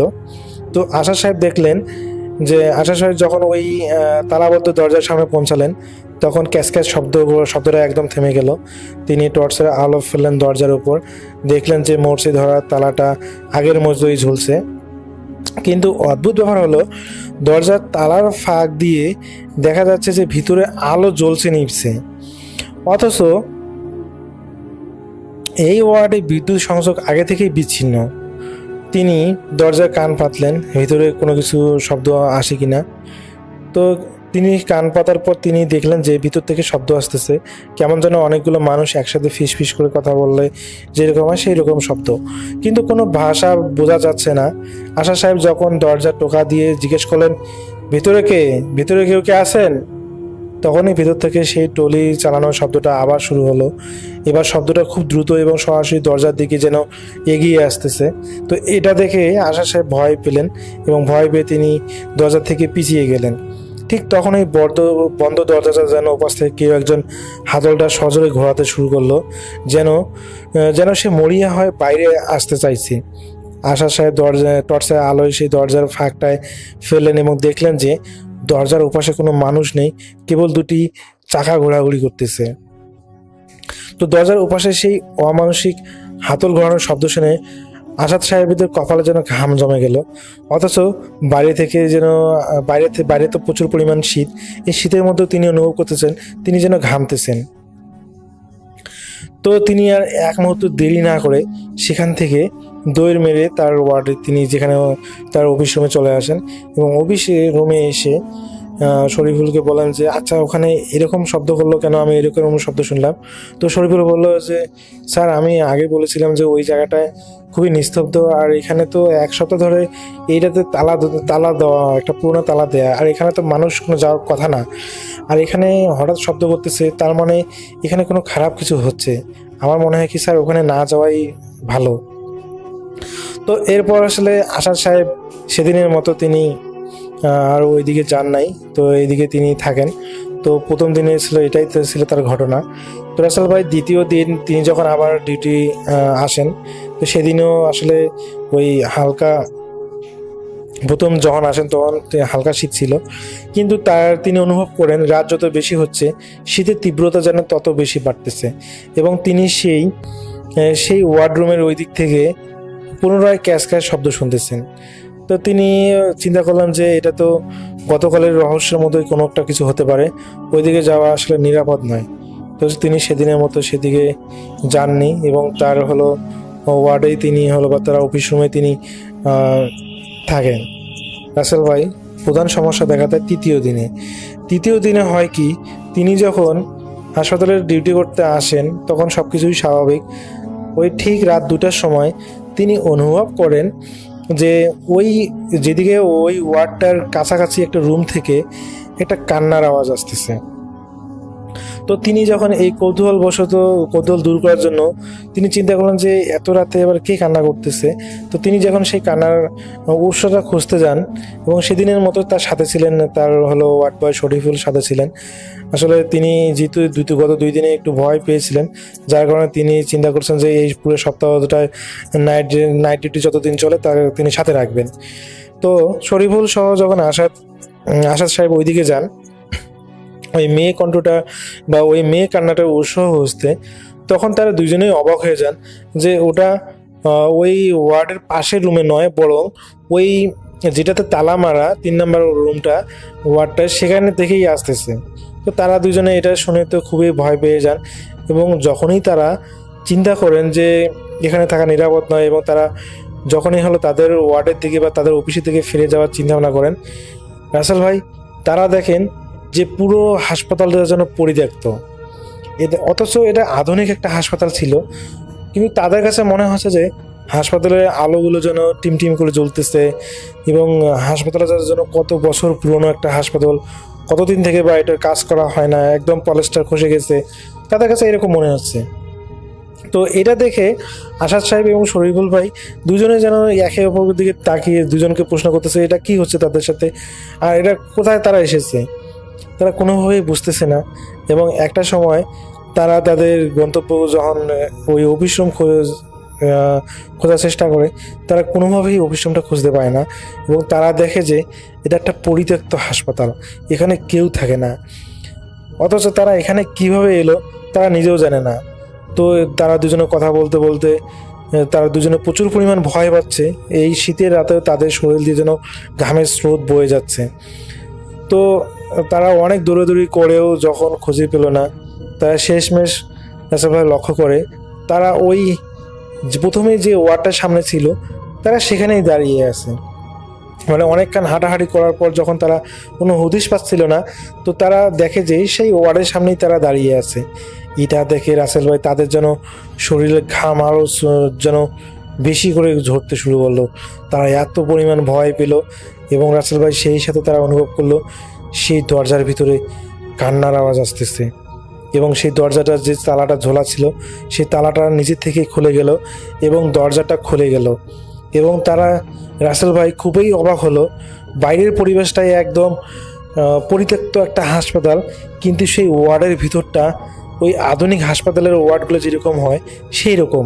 তো তারা বেশ অবাক হলো, এবং তারা অজানা সত্ত্বেই তারা সেই ওয়ার্ডের ভিতরে ঢুকে গেল, এবং রাসেল ভাই তারা দেখতে পেল সেই ওয়ার্ডের ভিতরে একটা মেয়ে বসে বসে কান্না করতেছে। তো তারা তাদের আসলে যেহেতু বের হওয়ার কোনো উপায় নেই এই মায়াজাল থেকে, তো তারা ধীরে ধীরে সে মেয়েটার কাছে যায় এবং দুজনে জিজ্ঞেস করে যে আপনি কে, আর আপনি এখানে কান্না করতেছেন কেন। তো রাসেল ভাই ওই মেয়েটা যা জানায় সেটা শোনার জন্য তারা মোটেও প্রস্তুত ছিল না। সে মেয়েটা বলে যে আমার একটা লকেট এখানে পড়েছিল, এই ওয়ার্ডে অনেক দিন থেকে পড়ে আছে, ওই ওয়ার্ড যে ওয়ার্ডের যে হলো মানে রোগী রাখার যে রোগী রাখার যে বিছানা, সেই বিছানার নিচে ওই একটা হলো আপনার চেন পড়েছিল, রূপার একটা চেন। তো সে ওই মেয়েটা বলে যে এই চেনটা আমার এখানে পড়ে আছে, এটা আমার খুব পছন্দের একটা চেন, আপনারা কি আমাকে সাহায্য করতে পারবেন, এই চেনটা কি আমার বাসায় পৌঁছে দিতে পারবেন। তো যখন তারা জিজ্ঞেস করে যে আপনার বাসা কোথায়, তখন সেই মেয়েটা সমস্ত ডিটেলস বলে। তো এটা বলে সেই মেয়েটা সেখানে হলো ভ্যানিশ হয়ে যায়, এবং তারা সেই মেয়েটার কথা মতো সেই বিছানাটা যখন খুঁজতে থাকে, তারা হলো সেই চেনটাকে খুঁজে পায়, এবং চেনটা খুঁজে পেয়ে তারা অনেক অবাক হয়, যেটা অনেক সুন্দর একটা চেন, ঝকঝকে তকতকে একটা চেন, নতুন একটা চেন, যেটা বিছানার মধ্যে পড়ে গিয়েছিল। তো এরপরে তারা যখন চেনটা নিয়ে বাইরে বের হয়, সেই ওয়ার্ড থেকে বের হয়, রাসেল ভাই বিশ্বাস করবেন কিনা জানি না, পুরো হাসপাতালটাই মানে এখন আগের মতো। তারা যে পরিত্যক্ত হাসপাতালের মধ্যে দেখেছিল সেটা যেন এখন নতুন রূপে ফিরে এসেছে, আগে যেন তারা সবকিছু পরিবেশ যেন একদম স্বাভাবিক। তো তারা তাদের অফিসে চলে আসে, এবং আশা সাহেব এবং শরীফুল ভাই চিন্তা করে থাকে যে এটা কি হলো, এটা তাদের সাথে কি ঘটলো এটা। তো ওই মেয়ের ঠিকানা অনুযায়ী তারপরের দিন তারা দুজনেই সেই মেয়ের বাসায় যায়, এবং তারা জানতে পারে সেই মেয়েটা নাকি আজ থেকে 6 মাস আগে এই হাসপাতালে মারা গিয়েছিল, এবং মারা যাওয়ার পর সেই 3 নম্বর ওয়ার্ডে তাকে রাখা হয়েছিল। তো সেই 3 নম্বর রাখা অবস্থা তার নাকি গলার চেনটা হারিয়ে যায়। তো রাসেল ভাই পরবর্তীতে তারা শরীফুল ভাই এবং আসাদ সাহেব ওই চেনটা তাদের পরিবারকে দিয়ে দেয়। তো এবং দিয়ে দেওয়ার পর রাসেল ভাই এরপর থেকে শরীফুল ভাই এবং আসাদ ভাই ওই হাসপাতালে আর কোনো ভৌতিক ঘটনার সম্মুখীন হয়নি। তো আসলে ওই হাসপাতালে আরও নাকি ভৌতিক ঘটনা আছে, যেগুলো তিনি আমাকে শেয়ার করতে চেয়েছেন, বলেছেন যে পরবর্তীতে আমাকে শেয়ার করবেন। তো রাসেল ভাই আজকে ছিল এটা একটা হাসপাতালের ঘটনা, আমার কাছে ঘটনাটা ভালো লেগেছিল, যার কারণে আপনার কাছে শেয়ার করা। তো রাসেল ভাই এটাই ছিল আমার ঘটনা।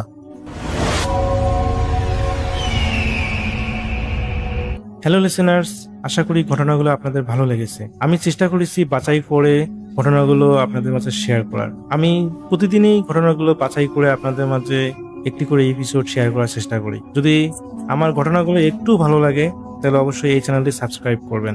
আর আপনারা কোথা থেকে এই ঘটনাগুলো শুনতেছেন যদি আপনাদের ঠিকানাগুলো জানান তাহলে আমি অনেক কৃতজ্ঞ হব। তাহলে আমি বুঝতে পারবো যে আপনারা কোথা থেকে শুনতেছেন।